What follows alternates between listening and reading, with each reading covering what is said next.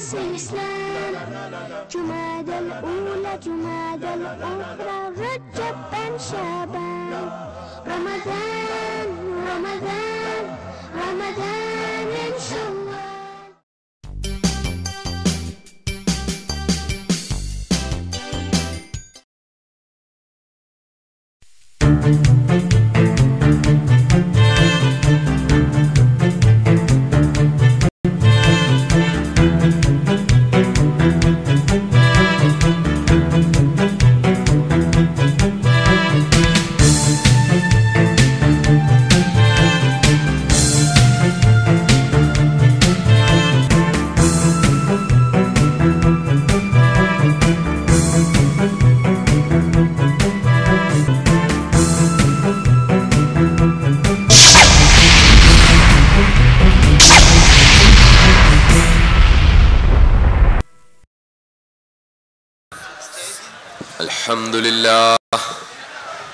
الحمد لله رب العالمين. اللهم صل على سيدنا محمد وآله وصحبه أجمعين. أما بعد. വേദിയിലും പുറത്തും സന്നിഹിതരായിരിക്കുന്ന പ്രിയപ്പെട്ട സഹോദരന്മാരെ, അല്ലാഹു സുബ്ഹാനഹു വ തആല അനുഗ്രഹീതമായ ഈ വിശുദ്ധ റമളാൻ മാസത്തിൻ്റെ പുണ്യമായ ഈ സമയത്ത്, ഈ രാത്രിയിൽ നാം ഇവിടെ ഒരുമിച്ച് കൂടിയതുപോലെ അള്ളാഹു നമ്മെ അവൻ്റെ അനുഗ്രഹപൂരിതമായ സ്വർഗത്തിൽ ഒരുമിച്ച് കൂട്ടുമാറാകട്ടെ. നമ്മുടെ എല്ലാ ദോഷങ്ങളും അള്ളാഹു മാപ്പാക്കി തരുമാറാകട്ടെ.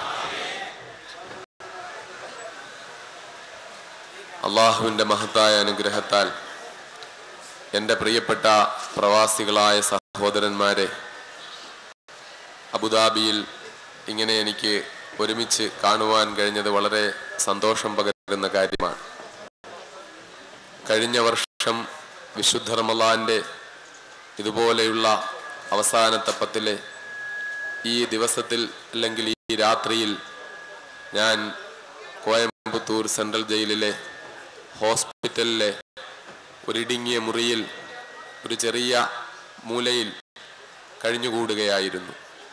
അല്ലാഹു റബ്ബുൽ ഇസ്സത്തിന്റെ മഹത്തായ അനുഗ്രഹം കൊണ്ട് ഈ വർഷം വിശുദ്ധ റമളാനിൽ എനിക്ക് എൻ്റെ ഭാര്യയോടും മക്കളോടുമൊപ്പം നോമ്പനുഷ്ഠിക്കുവാനും തറാവിഹ് നമസ്കരിക്കുവാനും അതുപോലെ എനിക്ക് എൻ്റെ പ്രിയപ്പെട്ട സഹോദരന്മാരുമായി എൻ്റെ മക്കളുമായി സന്തോഷം പങ്കിടുവാനും ഒക്കെ അവസരം കിട്ടി. അൽഹംദുലില്ലാഹ്. അതിലെന്നെ ഏറ്റവും അധികം സന്തോഷിപ്പിക്കുന്ന കാര്യമാണ്, ജയിൽ മോചിതനായി 2 മാസം ആകുമ്പോഴേക്ക് എനിക്ക് UAE-യിലെത്തുവാനും UAE-യിലെ എൻ്റെ പ്രിയപ്പെട്ട മലയാളികളായ സഹോദരങ്ങളെ കാണുവാനും അബുദാബിയിൽ ഇങ്ങനെ ഒരു പരിപാടിയിൽ പങ്കെടുക്കുവാനും കഴിഞ്ഞത് വളരെയധികം സന്തോഷം പകരുന്ന കാര്യമാണ്. ഇവിടെ ഇപ്പോൾ യഥാർത്ഥത്തിൽ നാം നിശ്ചയിച്ചിട്ടുള്ളതുപോലെ ഒരു വിഷയത്തിൽ അധിഷ്ഠിതമായി സുദീർഘമായ ഒരു പ്രസംഗം നടത്തുവാൻ പറ്റുന്ന അവസരമല്ല. കാരണം പുറത്തുകൂടിയാണ് ഞാൻ അകത്തേക്ക് കടന്നു വന്നത്. പുറത്ത് റോഡിൽ ഒരുപാട് നീളത്തിൽ നമ്മൾ പ്രിയപ്പെട്ട സഹോദരന്മാർ ഇങ്ങോട്ട് അടുക്കാൻ പോലും ആകാതെ തിങ്ങിക്കൂടി നിൽക്കുകയാണ്. അവർക്ക് പ്രസംഗം കേൾക്കുവാൻ ഉതകുന്ന ഒരു സംവിധാനം ഉണ്ടാക്കുവാനും നമുക്ക് കഴിഞ്ഞില്ല. ഇങ്ങനെ ഇത്രയും ജനങ്ങൾ ഈ അന്തരീക്ഷത്തിൽ തിങ്ങിക്കൂടി ദീർഘമായ സമയം നിൽക്കുന്നത് പലതുകൊണ്ടും ബുദ്ധിമുട്ടുണ്ടാകുന്ന കാര്യമാണ്. പ്രത്യേകിച്ചും നമ്മുടെ നേരത്തെ ഇവിടെ സൂചിപ്പിക്കപ്പെട്ടതുപോലെ നാം നിൽക്കുന്ന നാടിൻ്റെ നിയമങ്ങളും ആ നാടിൻ്റെ വ്യവസ്ഥകളുമൊക്കെ നാം മനസ്സിലാക്കിക്കൊണ്ട് വേണം കാര്യങ്ങൾ മുന്നോട്ട് കൊണ്ടുപോകേണ്ടതെന്നുള്ളത് കൊണ്ട് പുറത്ത് വലിയ ബഹളങ്ങളും ഒച്ചയും പ്രശ്നങ്ങളും ഉണ്ടാകുന്നതിന് കാരണമാകുന്ന നിലയിൽ ഒരു സുദീർഘമായ പ്രസംഗത്തിലേക്ക് ഞാൻ പോകുന്നില്ല. എനിക്ക് എൻ്റെ പ്രിയപ്പെട്ട സഹോദരന്മാരോട് പറയുവാനുള്ളത്, വിശുദ്ധ റമളാൻ മാസത്തിലാണ് നാം ഉള്ളത്. റമളാൻ മാസത്തിൻ്റെ അവസാനത്തെ പത്തിലാണ്, അവസാനത്തെ പത്തിൻ്റെ അവസാനത്തെ ദിവസങ്ങളിലാണ് ഞാനും നിങ്ങളും ഉള്ളത്. ഇനിയും എണ്ണപ്പെട്ട ഏതാനും ദിവസങ്ങൾ കഴിയുമ്പോൾ വിശുദ്ധ റമളാൻ നമ്മോട് വിട പറയുകയായി. നമ്മുടെ പ്രവാചകൻ അഷ്റഫുൽ ഖൽഖ് മുഹമ്മദ് മുസ്തഫ സല്ലല്ലാഹു അലൈഹി വസല്ലം തങ്ങളെക്കുറിച്ചുള്ള വിഷയം, തങ്ങളെപ്പറ്റി സംസാരിക്കും, പ്രവാചകന്റെ പാത എന്ന വിഷയത്തെക്കുറിച്ച് സംസാരിക്കുമെന്നാണ് സംഘാടകർ ഇവിടെ നേരത്തെ അറിയിച്ചിരുന്നത്. പ്രവാചകൻ സല്ലല്ലാഹു അലൈഹി വസല്ലം തങ്ങളെപ്പറ്റി സുദീർഘമായ ഒരു പ്രസംഗത്തിന് ഞാൻ മുതിരുന്നില്ല. വിശുദ്ധ റമളാൻ മാസം കരുണയുടെ മാസമാണ്, കാരുണ്യത്തിന്റെ മാസമാണ്. വിശുദ്ധ റമളാന്റെ എല്ലാ പ്രാധാന്യങ്ങളിൽ വെച്ച് ഒരുപാട് പ്രാധാന്യങ്ങൾ വിശുദ്ധ റമളാനുണ്ട്. അതിലേറ്റവും മഹത്തായത് വിശുദ്ധ റമളാനിലാണ് പരിശുദ്ധ ഖുർആൻ ഷരീഫ് അവതരിച്ചത് എന്നതാണ്. പരിശുദ്ധ ഖുർആൻ ഷരീഫ് ക്രിസ്തുവർഷം 610 ആഗസ്റ്റ് മാസം 6-ാം തീയതി മക്കയിൽ നിന്നും 3 കിലോമീറ്റർ അകലെയുള്ള ജബലുന്നൂറിലെ ഹിറാ ഗുഹയിൽ ലൈലത്തുൽ ഖദ്റിന്റെ രാത്രിയിൽ സുബ്ഹി വഖത്തിന് 2 മണിക്കൂർ മുമ്പ് മഹാനായ പ്രവാചകൻ സല്ലല്ലാഹു അലൈഹി വസല്ലം തങ്ങൾ ധ്യാന നിമഗ്നനായിരിക്കുമ്പോൾ ഇഖ്റ വായിക്കുക എന്ന സന്ദേശവുമായി മഹാനായ മുഖറബുൽ അംലാഖ് മലക്ക് ജിബ്രീൽ അലൈഹിസ്സലാം പ്രവാചകന്റെ അടുക്കലെത്തി. പ്രവാചകനോട് ആദ്യമായി ഖുർആനിലൂടെ അവതീർണമായത്, ഖുർആനിൽ ആദ്യമായി അവതരിച്ച വചനം വായിക്കുക എന്നാണ്. വളരെ ഗൗരവപൂർവ്വം നാം മനസ്സിലാക്കണം. നമ്മെ തീവ്രവാദികളാക്കാൻ ശ്രമിക്കുന്നവർ, നമ്മെ കുഴപ്പക്കാരാക്കാൻ ശ്രമിക്കുന്നവർ, ലോകത്തിന്റെ ഏത് ഭാഗത്ത് ഏത് ഇസ്ലാമിക ചലനങ്ങൾ ഉണ്ടായാലും അതിലെല്ലാം തീവ്രവാദം ഉച്ചാർത്തി ആ ഇസ്ലാമിക ചലനങ്ങളെ അടിച്ചമർത്താൻ ശ്രമിക്കുന്നവർ, എല്ലാവരും ഇസ്ലാമിനെ ആക്ഷേപിക്കുന്നവർ എല്ലാവരും മനസ്സിലാക്കേണ്ട ഒരു കാര്യം, വിശുദ്ധ ഖുർആന്റെ ആദ്യത്തെ സന്ദേശം, ആദ്യത്തെ വിശുദ്ധ ഖുർആനിൽ ആദ്യമായി അവതരിച്ച വാചകം വായിക്കുക എന്നായിരുന്നു. യുദ്ധം ചെയ്യുക എന്നായിരുന്നില്ല, യുദ്ധം ചെയ്യുക എന്നായിരുന്നില്ല, ആയുധങ്ങൾ ശേഖരിക്കുക എന്നായിരുന്നില്ല, പരസ്പരം സംഘടനമുണ്ടാക്കുക എന്നായിരുന്നില്ല. ഖുർആനിൽ ആദ്യമായി അവതരിച്ചത് വായിക്കുക എന്ന വചനമാണ്. ഇഖ്റ എന്ന വിശുദ്ധ ഖുർആന്റെ ഈ സന്ദേശമാണ്. ഇഖ്റ ബിസ്മി റബ്ബിക്കല്ലദീ ഖലഖ് ഖലഖൽ ഇൻസാന മിൻ അലഖ് ഇഖ്റ വറബ്ബുക്കൽ അക്റമുല്ലദീ അല്ലമ ബിൽ ഖലം. വിശുദ്ധ ഖുർആന്റെ ഈ സന്ദേശമാണ് മെഡിറ്ററേനിയൻ നദീതീരങ്ങളിൽ ഞണ്ടുപെറുക്കികളായി നടന്നിരുന്ന യൂറോപ്യന്മാരെ സംസ്കാരമുള്ളവരാക്കി മാറ്റിയത്, വിവരമുള്ളവരാക്കി മാറ്റിയത്, വിദ്യാഭ്യാസമുള്ളവരാക്കി മാറ്റിയത്, ചിന്താശീലരാക്കി മാറ്റിയത് ഇഖ്റഇന്റെ സന്ദേശമാണ്. പക്ഷേ ഇന്ന് ആ യൂറോപ്യന്മാർ നമ്മെ അടക്കി ഭരിക്കുന്ന അവസ്ഥയിലേക്ക് കാര്യങ്ങൾ എത്തുന്നു. നമുക്ക് അല്ലാഹു തആല തന്നിട്ടുള്ള നിഅമത്തുകളും നമുക്ക് അല്ലാഹു തആല തന്നിട്ടുള്ള പ്രതാപങ്ങളും അതിന്റെ എല്ലാം മേലെ യൂറോപ്യൻ അവന്റെ കൊടി ഉയർത്തുന്ന അവസ്ഥ ഉണ്ടാകുന്നു. അല്ലാഹു തആല അവസ്ഥ മാറ്റുമാറാകട്ടെ എന്ന് മാത്രമേ ഈ വിശുദ്ധ റമളാനിൽ ഞാൻ പ്രാർത്ഥിക്കുന്നുള്ളൂ. എന്റെ വികാരത്തിനനുസരിച്ച് ഞാൻ ഇവിടെ പ്രസംഗിച്ചാൽ ഒരുപക്ഷെ ഇനി ഒരിക്കലും അബുദാബിയിൽ എനിക്ക് പ്രസംഗിക്കാൻ കഴിയാതെയായി പോകും. അതുകൊണ്ട് ഇനിയും പ്രസംഗിക്കേണ്ടി വരും, ഇനിയും എന്റെ സഹോദരന്മാരെ കാണേണ്ടി വരും എന്നുള്ള ആഗ്രഹമുള്ളത് കൊണ്ട് എന്റെ വികാരം മൊത്തം ഞാൻ ഇവിടെ പ്രതിഫലിപ്പിക്കുന്നില്ല.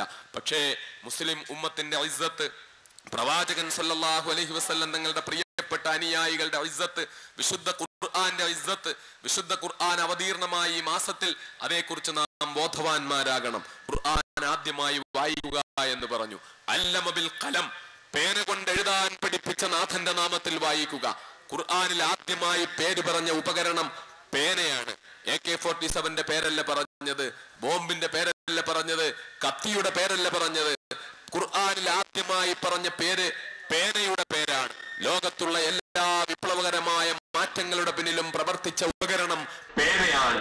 ആ പേനയുടെ പേരാണ് വിശുദ്ധ ഖുർആനിലൂടെ അല്ലാഹു തആല ആദ്യമായി ഖുർആനിൽ പേര് പറഞ്ഞത് പേനയുടെ പേരാണ്.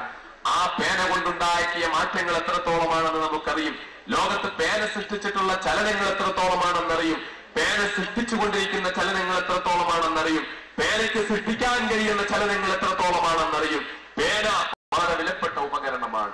പേന കൊണ്ടെഴുതാൻ പഠിപ്പിച്ച നാഥന്റെ നാമത്തിൽ വായിക്കുക എന്ന് ഏതൊരു പ്രവാചകന്റെ മേൽ ഏതൊരു സന്ദേശം അവതീർണമായോ ആ മഹാനായ പ്രവാചകൻ അഷ്റഫുൽ ഖൽഖ് മുഹമ്മദ് മുസ്തഫ സല്ലല്ലാഹു അലൈഹി വസല്ലം തങ്ങളുടെ തലപ്പാവിനകത്ത് പ്രവാചകന്റെ തലപ്പാവഴിയുമ്പോൾ ബോംബ് തെറിച്ചു വീഴുന്ന വണ്ണമുള്ള ക്രൂരമായ കിരാതമായ കാർട്ടൂണുകൾ കാർട്ടൂണുകൾ വരയ്ക്കുന്നവരും ആ കാർട്ടൂണുകൾക്ക് പ്രചാരം കൊടുക്കുന്നവരും ആ കാർട്ടൂണുകൾ വരയ്ക്കുന്നവരെ സംരക്ഷിക്കുന്നവരും ആ കാർട്ടൂണുകൾക്ക് പ്രചാരണം കൊടുക്കാൻ വേണ്ടി പരിശ്രമിക്കുന്നവരും ഒക്കെ മനസ്സിലാക്കേണ്ട കാര്യം, ലോകത്താദ്യമായി ഒരു ഗ്രന്ഥം അവതരിച്ചപ്പോൾ ആ ഗ്രന്ഥം പരിചയപ്പെടുത്തിയ പ്രവാചകൻ സല്ലല്ലാഹു അലൈഹി വസല്ലം തങ്ങൾ ആ ഗ്രന്ഥത്തിലൂടെ ലോകത്തെ മുസ്ലിങ്ങളായ ലോകത്തെ മുഴുവൻ വിശ്വാസികളോട്, ലോകത്തെ മുഴുവൻ സത്യവിശ്വാസികളോട്, ലോകത്തെ മുഴുവൻ ദൈവത്തിന്റെ ദാസന്മാരോടും പറഞ്ഞത് വായിക്കുക എന്നായിരുന്നു. പേന കൊണ്ടെഴുതാൻ പഠിപ്പിച്ച നാഥന്റെ നാമത്തിൽ വായിക്കുക എന്നായിരുന്നു. പ്രവാചകൻ ഒരിക്കലും പേനയുടെ പ്രാധാന്യത്തെയോ എഴുത്തിന്റെ പ്രാധാന്യത്തെയോ വിജ്ഞാനത്തിന്റെ പ്രാധാന്യത്തെയോ കുറച്ചു കാണിക്കുകയല്ല, എന്നും അത് ഉയർത്തി കാണിക്കുകയാണ് ചെയ്തത്. നേരെ മറിച്ച് പ്രവാചകൻ സല്ലല്ലാഹു അലൈഹി വസല്ലം തങ്ങൾ അകാരണമായ അക്രമങ്ങളെയും പോരാട്ടങ്ങളെയും രക്തച്ചൊരിച്ചിലുകളെയും നിരുത്സാഹപ്പെടുത്തുകയാണ് ചെയ്യുന്നത്. ആ പ്രവാചകൻ സല്ലല്ലാഹു അലൈഹി വസല്ലം തങ്ങളെ കുറിച്ചാണ് തലയിൽ നിന്ന് തൊപ്പി ഊരുമ്പോൾ അല്ലെങ്കിൽ തലപ്പാവഴിക്കുമ്പോൾ അല്ലെങ്കിൽ തലപ്പാവിന്റെ ചുവടിൽ ബോംബ് കെട്ടിവെച്ചുകൊണ്ട് നടക്കുന്ന ആളായിട്ട് പ്രവാചകനെ കുറിച്ച് കാർട്ടൂണുകൾ വരയ്ക്കപ്പെടുന്നത് എന്നത് നാം വളരെ വേദനാപൂർവ്വം ഓർക്കേണ്ടതുണ്ട്. പ്രവാചകൻ സല്ലല്ലാഹു അലൈഹി വസല്ലം നമുക്ക് പരിചയപ്പെടുത്തിയ വിശുദ്ധ ഖുർആൻ കാരുണ്യത്തിന്റെ ഗ്രന്ഥമാണ്, കരുണയുടെ ഗ്രന്ഥമാണ്. ലോകത്ത് കരുണയ്ക്കും കാരുണ്യത്തിനും ഇത്രയും പ്രാധാന്യം കൊടുത്ത ഒരു വിശുദ്ധ ഗ്രന്ഥം ലോകത്ത് വേറെയില്ല. ലോകത്ത് ഒരു മതഗ്രന്ഥവുമില്ല. പരിശുദ്ധ ഖുർആൻ ശരീഫിൽ 114 അധ്യായങ്ങളുണ്ട്. ഈ 114 അധ്യായങ്ങളിൽ ഒരൊറ്റ അധ്യായം ഒഴിച്ച് ബാക്കി 113 അധ്യായങ്ങളും ആരംഭിക്കുന്നത് ബിസ്മില്ലാഹിർ റഹ്മാനിർ റഹീം, കാരുണ്യവാനായ കരുണാവാരിധിയായ ദയാവാനായ കരുണാമയനായ അല്ലാഹു റബ്ബുൽ ഇസ്സത്തിന്റെ നാമം കൊണ്ട് എന്ന് പറഞ്ഞാണ് വിശുദ്ധ ഖുർആന്റെ 114 അധ്യായങ്ങളിൽ 113 അധ്യായങ്ങളും ആരംഭിക്കുന്നു. ഒരധ്യായത്തിൽ ബിസ്മി പറയാതിരുന്നപ്പോൾ മറ്റൊരധ്യായത്തിനുള്ളിൽ ആ ബിസ്മി കൊണ്ടുവന്നുകൊണ്ട് അല്ലാഹു തആല അതുകൂടി പരിഹരിക്കുകയുണ്ടായി. അങ്ങനെ അല്ലാഹു കാരുണ്യവാനാണെന്ന് പരിചയപ്പെടുത്തുന്ന ഗ്രന്ഥമാണ് വിശുദ്ധ ഖുർആൻ. അല്ലാഹു കരുണാമയനാണെന്ന് പരിചയപ്പെടുത്തുന്ന ഗ്രന്ഥമാണ് വിശുദ്ധ ഖുർആൻ. ആ വിശുദ്ധ ഖുർആൻ അവതീർണമായ മാസമാണ് പരിശുദ്ധമായ റമളാൻ മാസം. ഈ റമളാൻ മാസത്തിൽ നാം ഓരോരുത്തരും 2 കാര്യങ്ങളാണ് എനിക്ക് എന്റെ പ്രിയപ്പെട്ട സഹോദരന്മാരോട് പറയാനുള്ളത്. ഒന്ന്, കാരുണ്യത്തിന് പ്രാധാന്യം കൊടുത്ത ഗ്രന്ഥം, കാരുണ്യത്തിന് പ്രാധാന്യം കൊടുത്ത പ്രവാചകൻ മഹാനായ അഷ്റഫുൽ ഖൽഖ് മുഹമ്മദ് മുസ്തഫ സല്ലല്ലാഹു അലൈഹി വസല്ലം തങ്ങളുടെ സ്വഭാവ വിശുദ്ധി, അവിടുത്തെ കാരുണ്യം, അവിടുത്തെ കരുണ, ഇതൊക്കെ നാം എത്രയോ പ്രസംഗങ്ങളിൽ കേട്ടുകൊണ്ടിരിക്കുന്നതാണ്. സ്വന്തം ത്വായിഫിന്റെ മലഞ്ചെരുവിൽ മഹാനായ പ്രവാചകൻ സല്ലല്ലാഹു അലൈഹി വസല്ലം തങ്ങൾ അനുഭവിക്കേണ്ടി വന്ന കഷ്ടപ്പാടുകൾ. സ്വലാത്തുറക്കെ ചൊല്ല, അതിന്റെ പേരിൽ തീവ്രവാദികൾ അത് പറയൂലല്ലോ. സ്വലാത്തുറക്കെ ചൊല്ല. മഹാനായ പ്രവാചകൻ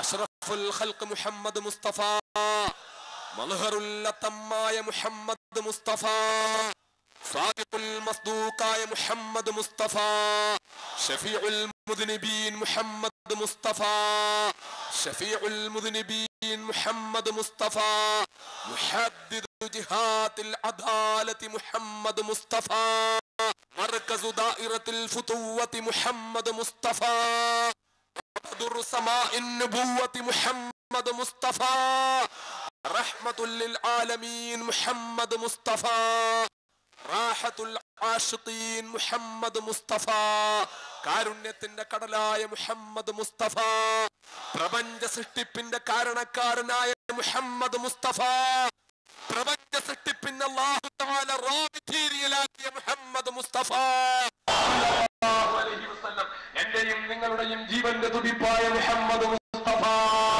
9.5 വർഷക്കാലം കോയമ്പത്തൂർ ജയിലിന്റെ കാരിരുമ്പഴിക്കുള്ളിൽ ഉറങ്ങാൻ പോലും കഴിയാതെ ഉറക്കമൊഴിഞ്ഞ രാത്രികളിൽ കോയമ്പത്തൂർ ജയിലിന്റെ അകത്തളങ്ങളിൽ കഴിയേണ്ടി വരുമ്പോൾ എന്റെ രാത്രികളെ സജീവമാക്കിയ, എന്റെ രാത്രികളെ ഓരോ നിമിഷങ്ങളും ഫലവത്താക്കിയത് എന്റെ പ്രിയപ്പെട്ട സഹോദരന്മാരെ, എന്റെ പ്രവാചകനോടുള്ള എന്റെ സ്നേഹമായിരുന്നു, എന്റെ പ്രവാചകന്റെ പേരിലുള്ള സ്വലാത്തായിരുന്നു. എനിക്കെന്റെ ജയിൽവാസം കൊണ്ട് കിട്ടിയ ഏറ്റവും വലിയ നേട്ടമായി ഞാൻ കാണുന്നത്, എന്റെ ജീവിതത്തിൽ ഈ 9 വർഷക്കാലത്തിന് മുമ്പ് 33ാമത്തെ വയസ്സിൽ ഞാൻ ജയിലിലേക്ക് പോയെങ്കിൽ, 42 വയസ്സായപ്പോൾ ഞാൻ ജയിലിൽ നിന്നിറങ്ങിയെങ്കിൽ, ആ 33 വയസ്സ് വരെയും ഞാൻ എന്റെ പ്രവാചകന്റെ പേരിൽ ചൊല്ലിയ സ്വലാത്തിനേക്കാൾ അധികം സ്വലാത്ത് 9 വർഷക്കാലം കൊണ്ട് കുലകളുടെയും മുന്തിരിപ്പൂവള്ളികളുടെയും ശീതളച്ചായിൽ പരിരസിക്കുന്ന മദീന മുനവ്വറയിൽ അന്ത്യവിശ്രമം കൊള്ളുന്ന ലോകത്തെ 140 കോടി വിശ്വാസികളുടെ ചങ്കിലെ ചോരയായ, ലോകത്തെ മുഴുവൻ അർജുനരുടെയും വിമോചകനായ, ലോകത്തെ മുഴുവൻ അടിച്ചമർത്തപ്പെട്ടവരുടെയും വിമോചകനായ, ലോകത്തെ മുഴുവൻ അവകാശങ്ങൾ നിഷേധിക്കപ്പെടുന്നവരുടെയും വിമോചകനായ മഹാനായ നമ്മുടെ നായകൻ അഷ്റഫുൽ ഖൽഖ് മുഹമ്മദ് മുസ്തഫ തങ്ങളുടെ പേരിൽ ചൊല്ലാൻ കഴിഞ്ഞ സ്വലാത്ത് 9 വർഷക്കാലം എന്റെ ജീവിതത്തിൽ ഏറ്റവും അധികം സന്തോഷം എനിക്ക് പകർന്നതാണ്, ഏറ്റവും അധികം സമാധാനം എനിക്ക് പകർന്നതാണ്. പലരും കരുതുന്നത് എന്നെ 9 വർഷക്കാലം കൊണ്ടുപോയി പൂട്ടിയിടാൻ കഴിഞ്ഞത് കൊണ്ട് അവർക്ക് എന്തൊക്കെയോ നേട്ടങ്ങൾ ഉണ്ടാക്കാൻ കഴിഞ്ഞു എന്നാണ്, അവർക്ക് എന്തൊക്കെയോ ലാഭങ്ങൾ ഉണ്ടാക്കാൻ കഴിഞ്ഞു എന്നാണ്. അക്കാലത്ത് കേന്ദ്രമന്ത്രിയായിരുന്ന ഒരാൾ ബിആർ കൃഷ്ണയ്യരെ പോലെ ഒരാൾ അദ്ദേഹത്തോട് ചോദിച്ചു, നിങ്ങൾ എന്തിനാണ് കാലില്ലാത്ത മനുഷ്യനെ കൊണ്ടുപോയി പൂട്ടിയിട്ടിരിക്കുന്നത്, അദ്ദേഹത്തെ എന്തിനാണ് ഇങ്ങനെ ജയിലിലടച്ചിരിക്കുന്നത്, തുറന്നു വിട്ടുകൂടെ പുറത്തു വിട്ടുകൂടെ എന്ന് ചോദിച്ചു. ചോദിച്ചു. അപ്പോൾ കേന്ദ്രമന്ത്രിയായിരുന്ന മലയാളിയായ ഒരാൾ പറഞ്ഞ മറുപടി, അദ്ദേഹത്തിന് കാലില്ലെങ്കിലും അദ്ദേഹത്തിന്റെ നാക്കിന് കുറച്ച് നീളം കൂടുതലാണ്, അതുകൊണ്ട് അവിടെ കിടക്കട്ടെ എന്നാണ് പറഞ്ഞത്. പക്ഷേ എന്നെ അവിടെ കിടത്തിയവർക്ക് ലാഭം കൊയ്യാൻ കഴിഞ്ഞിട്ടില്ല മക്കളെ. എനിക്ക് നേട്ടങ്ങൾ ഉണ്ടാക്കാനേ കഴിഞ്ഞിട്ടുള്ളൂ. എന്റെ തടിയുടെ തൂക്കം കുറഞ്ഞിട്ടുണ്ട്, എനിക്ക് വളരെ കുറഞ്ഞു. 48 കിലോ തൂക്കം വരെ എന്റെ ശരീരത്തിന്റെ ഭാരം കുറഞ്ഞിരുന്നു. മഹാനായ ഇബ്രാഹിം സുലൈമാൻ സൈറ്റു സാഹിബ്, അല്ലാഹു അദ്ദേഹത്തിന്റെ ഖബർ വിശാലമാക്കി കൊടുക്കുമാറാകട്ടെ, അദ്ദേഹത്തിന്റെ പാപങ്ങൾ പുറത്തു കൊടുക്കുമാറാകട്ടെ. അദ്ദേഹം ഈ ലോകത്ത് ജീവിച്ചിരിക്കുമ്പോൾ അദ്ദേഹം കാണിച്ച ഇഖ്ലാസിന് അല്ലാഹു അർഹമായ പ്രതിഫലം കൊടുക്കുമാറാകട്ടെ. നാളെ അദ്ദേഹത്തോടൊപ്പം സ്വർഗത്തിൽ ഒരുമിച്ച് കൂടാൻ അല്ലാഹു നമുക്ക് തൗഫീഖ് നൽകുമാറാകട്ടെ. ആ മഹാനുഭാവൻ നീണ്ട കുറെ കാലം എന്റെ ഒരു വിവരങ്ങളും പുറത്തറിയാതിരിക്കുമ്പോൾ, എന്റെ ഒരു വിവരങ്ങളെ കുറിച്ചും ആരും കേൾക്കാതിരിക്കുമ്പോൾ, എന്റെ ശബ്ദം പുറത്ത് കേൾക്കാതിരിക്കുമ്പോൾ, എന്റെ ഭാര്യയെ നീണ്ട 4.5 വർഷക്കാലം ജയിലിൽ എന്നെ കാണാൻ വിടാതെ 4.5 വർഷക്കാലം എന്റെ ഭാര്യയും മക്കളെയും കാണാതെ ഞാൻ ഇരിക്കേണ്ടി വന്നപ്പോൾ, 4.5 വർഷക്കാലം ഞാൻ അങ്ങനെ ഇരിക്കുമ്പോൾ, ഞാൻ പല വേദികളിലും പറഞ്ഞു, നിങ്ങൾ കേട്ടിട്ടുണ്ടാകും, കാസറ്റിലൂടെ കേട്ടിട്ടുണ്ടാകും. എന്റെ കേസിൽപ്പെട്ട 1-ാം പ്രതിയായിരുന്ന മിസ്റ്റർ ഭാഷ, അദ്ദേഹത്തിന്റെ പേരിൽ വേറെ 2 ജീവപര്യന്തം കുറ്റം, ജീവപര്യന്തം കേസുകൾ, അദ്ദേഹത്തിന് ജീവപര്യന്തം തടവുണ്ട്. 2 കേസുകൾക്ക് അദ്ദേഹത്തിന്റെ പേരിൽ 2 കോടതികൾ ശിക്ഷിച്ചത്. അങ്ങനത്തെ മിസ്റ്റർ ഭാഷായിക്ക് 2 ആഴ്ചയിൽ ഒരിക്കൽ വീതം കോടതി പരോള് കൊടുത്തു. നിരവധി പേർക്ക് പരോള് കൊടുത്തു. എന്റെ കേസിൽപ്പെട്ട ഞാനല്ലാത്ത എല്ലാവർക്കും പരോള് കൊടുത്തു. എല്ലാവർക്കും വീട്ടിൽ പോകാനുള്ള അവസരം കൊടുത്തു. ഞാനല്ലാത്ത എല്ലാവർക്കും എല്ലാ സ്വാതന്ത്ര്യവും കൊടുത്തു. എത്രത്തോളം പരോളിന്റെ വ്യാപ്തി ഉണ്ടായിരുന്നു എന്ന് പറഞ്ഞാൽ, ഞാൻ അല്പം രസം കലർത്തി പറഞ്ഞോട്ടെ. ആ പരോളിന്റെ വ്യാപ്തി 9.5 വർഷക്കാലമായി ജയിലിരിക്കുന്ന സഹോദരന്മാരിൽ പലർക്കും 4 വയസ്സും 3 വയസ്സുമുള്ള കുട്ടികളുണ്ട് എന്ന് ഞാൻ പറയുമ്പോൾ, പരോളിന്റെ വ്യാപ്തിയെ കുറിച്ച് ഒന്നുകൂടി ഒന്ന് ചിന്തിച്ചാൽ നിങ്ങൾക്ക് മനസ്സിലാകും. 9.5 വർഷം കൊണ്ട് ജയിലിരിക്കുന്നവർക്ക് 4 വയസ്സുള്ള കുട്ടികളുണ്ട് എന്ന് പറയുകയും അവർ പരോളിൽ പോവുകയും ചെയ്തിരുന്നു എന്ന് പറയുമ്പോൾ ഞാൻ കൂടുതൽ വിശദീകരിക്കേണ്ട കാര്യമില്ലല്ലോ. അപ്പോൾ അത്രയും സ്വതന്ത്രമായ അവസ്ഥയിൽ പരോളുകൾ അനുവദിക്കപ്പെട്ടിട്ടും വിനീതനായ എനിക്ക് പരോൾ അനുവദിച്ചില്ല. എന്റെ പ്രിയപ്പെട്ട പിതാവിന്റെ മാതാവ് മരണപ്പെട്ടപ്പോൾ നാട്ടിലെത്താൻ എന്നെ സമ്മതിച്ചില്ല. അതിനുശേഷം എനിക്ക് നിരന്തരമായി കഠിനമായ രോഗങ്ങൾക്ക് അടിമപ്പെട്ടപ്പോൾ എന്നെ ചികിത്സിക്കാൻ പുറത്തു കൊണ്ടുപോകാൻ അനുവദിച്ചില്ല. അങ്ങനെയെല്ലാം എന്നെ പൂട്ടിയിട്ടു. പക്ഷേ എന്നെ പൂട്ടിയിട്ടപ്പോൾ എല്ലാ കോടതികളും എന്നെ കൈവിടിഞ്ഞപ്പോൾ, സുപ്രീം കോടതി എന്നെ കൈവിടിഞ്ഞപ്പോൾ, ഹൈക്കോടതി എന്നെ കൈവിടിഞ്ഞപ്പോൾ, ഭരണകൂടം എന്നെ കൈവിടിഞ്ഞപ്പോൾ എനിക്ക് പ്രതീക്ഷയുണ്ടായിരുന്നു. എന്നെ കൈവിടാത്ത ഒരു ശക്തിയെ കുറിച്ച് ആകാശഭൂമികളുടെ സംവിധായകനായ അല്ലാഹു റബ്ബുൽ ഇസ്സത്ത് എന്നെ കൈവിടുന്നില്ല മക്കളെ. അല്ലാഹുവിനെ കുറിച്ചുള്ള എന്റെ ബന്ധവും, അല്ലാഹുവിനെ കുറിച്ചുള്ള എന്റെ സ്നേഹവും, അല്ലാഹുമായിട്ടുള്ള എന്റെ ഇഷ്ടവും, എന്റെ ഹൃദയങ്ങൾ വാരിയെല്ലുകൊണ്ട് മൂടപ്പെട്ടിരിക്കുന്ന എന്റെ ഹൃദയത്തിന്റെ അന്തരംഗത്ത് എന്റെ റബ്ബുമായിട്ട് ഞാൻ കൊളുത്തിവെച്ച ആ ബന്ധമുണ്ടല്ലോ, ആ ബന്ധത്തിൽ നിന്ന് എന്നെ പിന്തിരിപ്പിക്കാൻ ആർക്കും കഴിഞ്ഞില്ല. അല്ലാഹുവിന്റെ മഹത്തായ അനുഗ്രഹം കൊണ്ട് 100ഓളം വരുന്ന കരങ്ങളിൽ പിടിച്ച് എനിക്ക് പരിശുദ്ധമായ കലിമത്തു തൗഹീദ് ചൊല്ലിപ്പിക്കാൻ എനിക്ക് കഴിഞ്ഞു. ചെറിയ കാര്യമല്ല. എന്റെ റബ്ബ് എനിക്ക് തന്ന മഹാഭാഗ്യമാണത്. ഞാൻ പുറത്തു നിന്നാ പറ്റുമായിരുന്നോ? പുറത്തു നിന്നാ ഞാൻ കഴിയുമായിരുന്നോ? എനിക്ക് 100ഓളം വരുന്ന കൈകളിൽ പിടിച്ച് തൗഹീദിന്റെ സന്ദേശം ചൊല്ലിക്കൊടുക്കാൻ, കലിമത്തു തൗഹീദ് ഉച്ചരിച്ചു കൊടുക്കാൻ എനിക്ക് കഴിഞ്ഞു. ആരായിരുന്നു ആ 100 പേര് അല്ലെങ്കിൽ ആ 100ഓളം പേര്?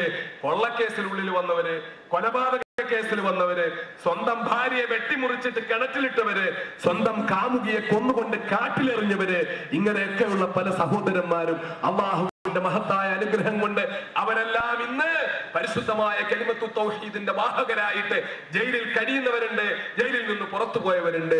ജയിലിൽ നിന്ന് പുറത്തിറങ്ങിയ ഒരു വീട്ടിലെ 3 സഹോദരന്മാർ കൊലപാതക കേസിൽ ജയിലിൽ പെട്ടിരുന്നു. ആ 3 പേരും കലിമത്തു തൗഹീദ് ഉച്ചരിച്ചു. ആ 3 പേരും ജയിലിൽ നിന്ന് ഇപ്പോൾ ഞാൻ പുറത്തിറങ്ങിയതിന് ശേഷം തന്നെ ഞാൻ തന്നെ അല്ലാഹുവിന്റെ അനുഗ്രഹത്താൽ വക്കീൽ ഫീസ് കൊടുത്തിട്ട് അവരെ ജാമ്യത്തിലിറക്കി. 3-ാമത്തെ ദിവസം അതിലൊരു സഹോദരൻ, മദൻ കുമാർ എന്ന സഹോദരൻ, ഫൈസൽ എന്ന് പേര് കിട്ടിയ സഹോദരൻ, അയാൾ എന്നെ ഫോണിൽ വിളിച്ചിട്ട് പറഞ്ഞു, ഉസ്താദേ വെളിയിൽ വന്ന് 3-ാമത്തെ ദിവസം എന്റെ പെങ്ങള് ബേബി പരിശുദ്ധമായ കലിമത്തു തൗഹീദ് ഉച്ചരിച്ചു, അവരും ഇപ്പോൾ നോമ്പ് നോക്കുന്നുണ്ട്, അവരും ഇപ്പോൾ നിസ്കരിക്കുന്നുണ്ട് എന്ന് പറഞ്ഞ് എന്നെ ഫോണിൽ വിളിച്ചിട്ട് എന്നോട് 2 ദിവസം മുമ്പ് പറയുകയുണ്ടായി. ഞാനിത് പറയുന്നത് എന്നെ കാലിലും വഴിക്കുള്ളിൽ അടച്ചവർ അവർ രക്ഷപ്പെട്ടു എന്ന് കരുതണ്ട, അവർ വിജയിച്ചു എന്ന് കരുതണ്ട. അല്ലാഹുവിന്റെ അനുഗ്രഹത്താൽ വിജയിച്ചത് ഞാനാണ്. ഒരു ദിവസമെങ്കിലും എനിക്ക് പുറത്തിറങ്ങാൻ കഴിഞ്ഞു, ഒരു ദിവസമെങ്കിലും എനിക്ക് പുറത്തു വരാൻ പറ്റി, ഒരു ദിവസമെങ്കിലും എനിക്ക് എന്റെ പ്രിയപ്പെട്ട സഹോദരങ്ങളെ കാണാൻ പറ്റി, ഒരു ദിവസമെങ്കിലും എന്റെ ഭാര്യയോടും മക്കളോടും ഒപ്പം എനിക്ക് കഴിയാൻ പറ്റി. എന്റെ പൂർണ്ണമായ നിരപരാധിത്വം, എനിക്കെതിരെ എത്ര ചാർജുകൾ ചുമത്തപ്പെട്ടിട്ടും അതെല്ലാം ഒന്നൊന്നായി കോടതി യാതൊരു തെളിവുമില്ല എന്ന് പറഞ്ഞു വിട്ടു. ഞാൻ അതിന്റെ പേരിൽ ഏറ്റവും ആദ്യം സ്തുതിക്കുന്നത് അൽഹംദുലില്ലാഹ്, അൽഹംദുലില്ലാഹ്. അൽഹംദുലില്ലാഹ്.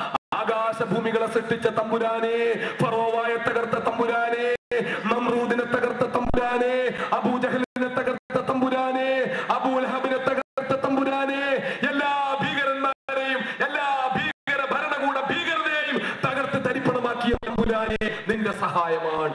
രണ്ടാമത് എനിക്കുള്ള കടപ്പാട് എന്റെ പ്രിയപ്പെട്ട സഹോദരന്മാരെ നിങ്ങളോടാണ്, എന്റെ പ്രിയപ്പെട്ട സഹോദരന്മാരോടാണ്, പ്രത്യേകിച്ച് പ്രവാസികളായ എന്റെ സഹോദരന്മാരോടാണ്. എന്റെ ഭാര്യ ഒരുപാട് ബുദ്ധിമുട്ടുകൾ സഹിച്ചു, എന്റെ കുടുംബം ഒരുപാട് ബുദ്ധിമുട്ടുകൾ സഹിച്ചു. സംഭാവന എന്തെങ്കിലും കേസ് നടത്താൻ വേണ്ടി കാശ് ചോദിക്കാൻ പല സമ്പന്നന്മാരുടെയും വീട്ടിലെത്തിയപ്പോൾ ആക്ഷേപിച്ചു വിട്ടു, അവഹേളിച്ചു വിട്ടു, പല മോശമായ പദപ്രയോഗങ്ങൾ നടത്തിവിട്ടു. കോഴിക്കോട് ജില്ലയിലെ ഒരു വീട്ടില് NSA സുപ്രീം കോടതിയിൽ NSA ചുമത്തപ്പെട്ടതിനെതിരെ സുപ്രീം കോടതിയെ സമീപിച്ച് സുപ്രീം കോടതിയിൽ കേസ് നടത്തുമ്പോൾ, സുപ്രീം കോടതിയിൽ കേസ് നടത്തിയ സമയത്ത് NSA ഒഴിവാക്കി കിട്ടുന്നതിന് വേണ്ടി കേസ് നടത്തുമ്പോൾ അതിന് വക്കീലിന് ഫീസ് കൊടുക്കാൻ പൈസ ഇല്ലാതെ പണം പിരിക്കുന്നതിന് വേണ്ടി പോയി. കോഴിക്കോട് ജില്ലയിൽ ഒരു വീട്ടിലെത്തി, രാത്രി 12 മണിക്ക് ആ വീട്ടിലെത്തി, അവിടെ ഉറങ്ങാൻ കിടന്നു. 2 മണിയായപ്പോൾ ആ വീട്ടുകാരനെ ആരോ ഫോണിൽ വിളിച്ചിട്ട് ഭീഷണിപ്പെടുത്തി. അയാൾ അർദ്ധരാത്രിയിൽ 2 മണിക്ക് എന്റെ പ്രിയപ്പെട്ട ഭാര്യയെയും എന്റെ മക്കളെയും എന്റെ സഹായിയും ജീബിനെയും ആ വീട്ടിൽ നിന്ന് ഇറക്കി വിട്ടു പുറത്ത്, രാത്രിയിൽ 2 മണിക്ക്.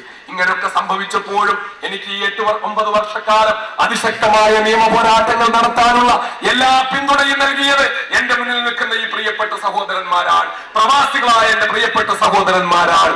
നിങ്ങൾക്ക് കിട്ടുന്ന ഹൗസ് ഡ്രൈവർ ജോലി നോക്കിയിട്ട്, ഏതെങ്കിലുമൊക്കെ കൊച്ചു കൊച്ചു ജോലികൾ നോക്കിയിട്ട് 1000 ദിർഹവും 800 ദിർഹവും 900 ദിർഹവും 600 ദിർഹവും ശമ്പളം കിട്ടുന്ന എന്റെ പ്രിയപ്പെട്ട സഹോദരന്മാർ, നിങ്ങൾക്ക് കിട്ടുന്ന ആ നാണയത്തുട്ടുകളുടെ കൊച്ചു കൊച്ചു നോട്ടുകളിൽ നിന്ന് നിങ്ങൾ അല്ലാഹുവിന്റെ അനുഗ്രഹത്താൽ എന്റെ കുടുംബത്തിനെ സഹായിച്ചു, എന്റെ ബന്ധുക്കളെ എന്റെ കുടുംബത്തെ സഹായിച്ചു, എന്റെ സ്ഥാപനത്തെ സഹായിച്ചു, എന്റെ പ്രസ്ഥാനത്തെ സഹായിച്ചു, എനിക്ക് വേണ്ടി നടത്തിയ നിയമ പോരാട്ടങ്ങൾ സഹായിച്ചു. മക്കളെ, ഒന്ന് മാത്രമാണ് ചെയ്യാൻ കഴിയുന്നത്. അർഹമുറാഹിമീനായ അല്ലാഹു റബ്ബുൽ ഇസ്സത്ത് അർഹമായ പ്രതിഫലം തരുമാറാകട്ടെ.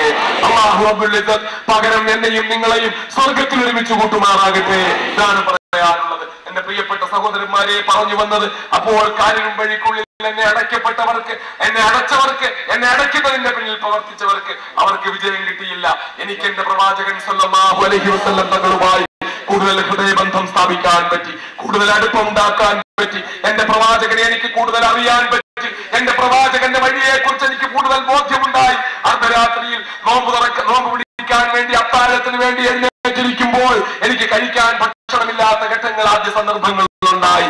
ആദ്യ സന്ദർഭങ്ങൾ ഭക്ഷണം കഴിക്കാൻ ബുദ്ധിമുട്ടുള്ള അവസ്ഥ, ഭക്ഷണം കഴിക്കാൻ പ്രയാസമുള്ള അവസ്ഥ, അൾസറതിന്റെ പരമമായ അവസ്ഥയിലെത്തിയിട്ട് കുടൽ പുണ്ണുകൊണ്ട് ഏത് സമയത്ത് ഏത് ഭക്ഷണം കഴിച്ചാലും അത് റിഫ്ലക്ട് ചെയ്തിട്ട് മുകളിലേക്ക് ആ ഭക്ഷണം എടുത്തിട്ട് വായിലേക്ക് തിരിച്ചു വരുന്ന അവസ്ഥ, ഒന്നും കഴിക്കാൻ പറ്റാത്ത അവസ്ഥ, അതികഠിനമായ വയറുവേദന. ഈ സന്ദർഭത്തിൽ അത്താഴത്തിന് കൊണ്ടുവെക്കുന്നത് പൊതുവെ അണ്ണാച്ചികൾക്ക് വളരെ ഇഷ്ടപ്പെട്ട, വളരെ പ്രിയപ്പെട്ട എരിയും പുളിയും കൂടിയ കറിയാണ് കൊണ്ടുവെക്കുന്നത്.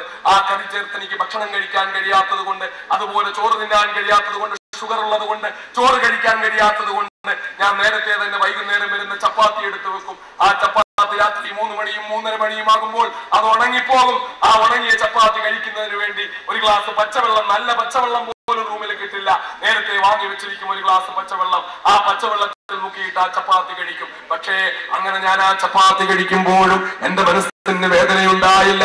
കാരണം ഞാനപ്പോൾ 1400 വർഷങ്ങൾക്ക് മുമ്പ് അങ്ങ് ത്വായിഫിലെ മലഞ്ചെരിവിൽ വെച്ച് എന്റെ പ്രവാചകൻ അഷ്റഫുൽ ഖൽഖ് മുഹമ്മദ് മുസ്തഫ സല്ലല്ലാഹു അലൈഹി വസല്ലം തങ്ങൾ അനുഭവിച്ച കഷ്ടപ്പാടിനെ കുറിച്ച് വല്ലാഹി സത്യം, ആ ചിന്ത എനിക്ക് വരുമ്പോൾ, ആ ഓർമ്മ എനിക്ക് വരുമ്പോൾ, എന്റെ പ്രവാചകനാരാ, ഞാനാരാ, എന്റെ പ്രവാചകന്റെ കാൽ ചുവട്ടിൽ ചവിട്ടി മതിക്കപ്പെട്ട കോടാനുകോടി മണൽത്തരികളിൽ ഒരു മണൽത്തരി കോടാനുകോടി വർഷം അറബിക്കടലിൽ കൊണ്ടിട്ടാൽ അറബിക്കടലിന്റെ വെള്ളത്തിന് എന്തുമാത്രം മഹത്വം ഉണ്ടാകുമോ, ആ മഹത്വത്തിന് അവിടെ നിന്ന് ഒരു തുള്ളി വെള്ളം പുറത്തേക്ക് എടുത്താൽ ആ വെള്ളത്തിന് എന്ത് മഹത്വം ഉണ്ടാകുമോ, ആ മഹത്വത്തിന്റെ കോടിയിലൊരംശം അബ്ദുൽ നാസർ മഅദനിക്കുണ്ടോ മക്കളെ? ഇല്ല. ആ വിനീതനായ മഅദനിക്ക് പ്രവാചകനെ കുറിച്ച് ഓർത്താൽ പിന്നെ സമാധാനിക്കുന്നതിന് വേറെ വല്ലതും വേണമോ? ഞാൻ ഓർക്കും, ത്വായിഫിലെ മലഞ്ചെരിവിൽ വെച്ച് എന്റെ പ്രവാചകൻ അനുഭവിച്ച കഷ്ടപ്പാടുകൾ, ശഅബ് അബീ ത്വാലിബിൽ എന്റെ പ്രവാചകൻ അനുഭവിച്ച കഷ്ടപ്പാടുകൾ. 3 വർഷക്കാലം പച്ചിലയും പച്ചവെള്ളവും കുടിച്ച് പ്രവാചകൻ കഴിഞ്ഞില്ലേ? 3 വർഷക്കാലം കഴിക്കാൻ വേറൊന്നുമില്ല. അവസാനമായപ്പോൾ പ്രവാചകന്റെ വായിക്ക് വല്ലാതെ അസ്വസ്ഥത, കൂടെയുള്ളവർക്കും വല്ലാത്ത അസ്വസ്ഥത. എന്തെങ്കിലും ഒന്ന് കഴിക്കണം, രുചികരമായ എന്തെങ്കിലും ഒരു ഭക്ഷണം കഴിക്കണം, അല്ലെങ്കിൽ ഭക്ഷണത്തിന്റെ രുചിയെ കുറിച്ച് ഒരു ചെറിയ ബോധ്യമെങ്കിലും ഉണ്ടാകണം. എന്താ ചെയ്യേണ്ടത്? അവസാനം അല്ലാഹുവിന്റെ പ്രവാചകന്റെ കൂടുള്ളവർ ഒരു കാര്യം നിർദ്ദേശിച്ചു. മുഹമ്മദേ സല്ലല്ലാഹു അലൈഹി വസല്ലം, ഒരു കാര്യം ചെയ്യുക,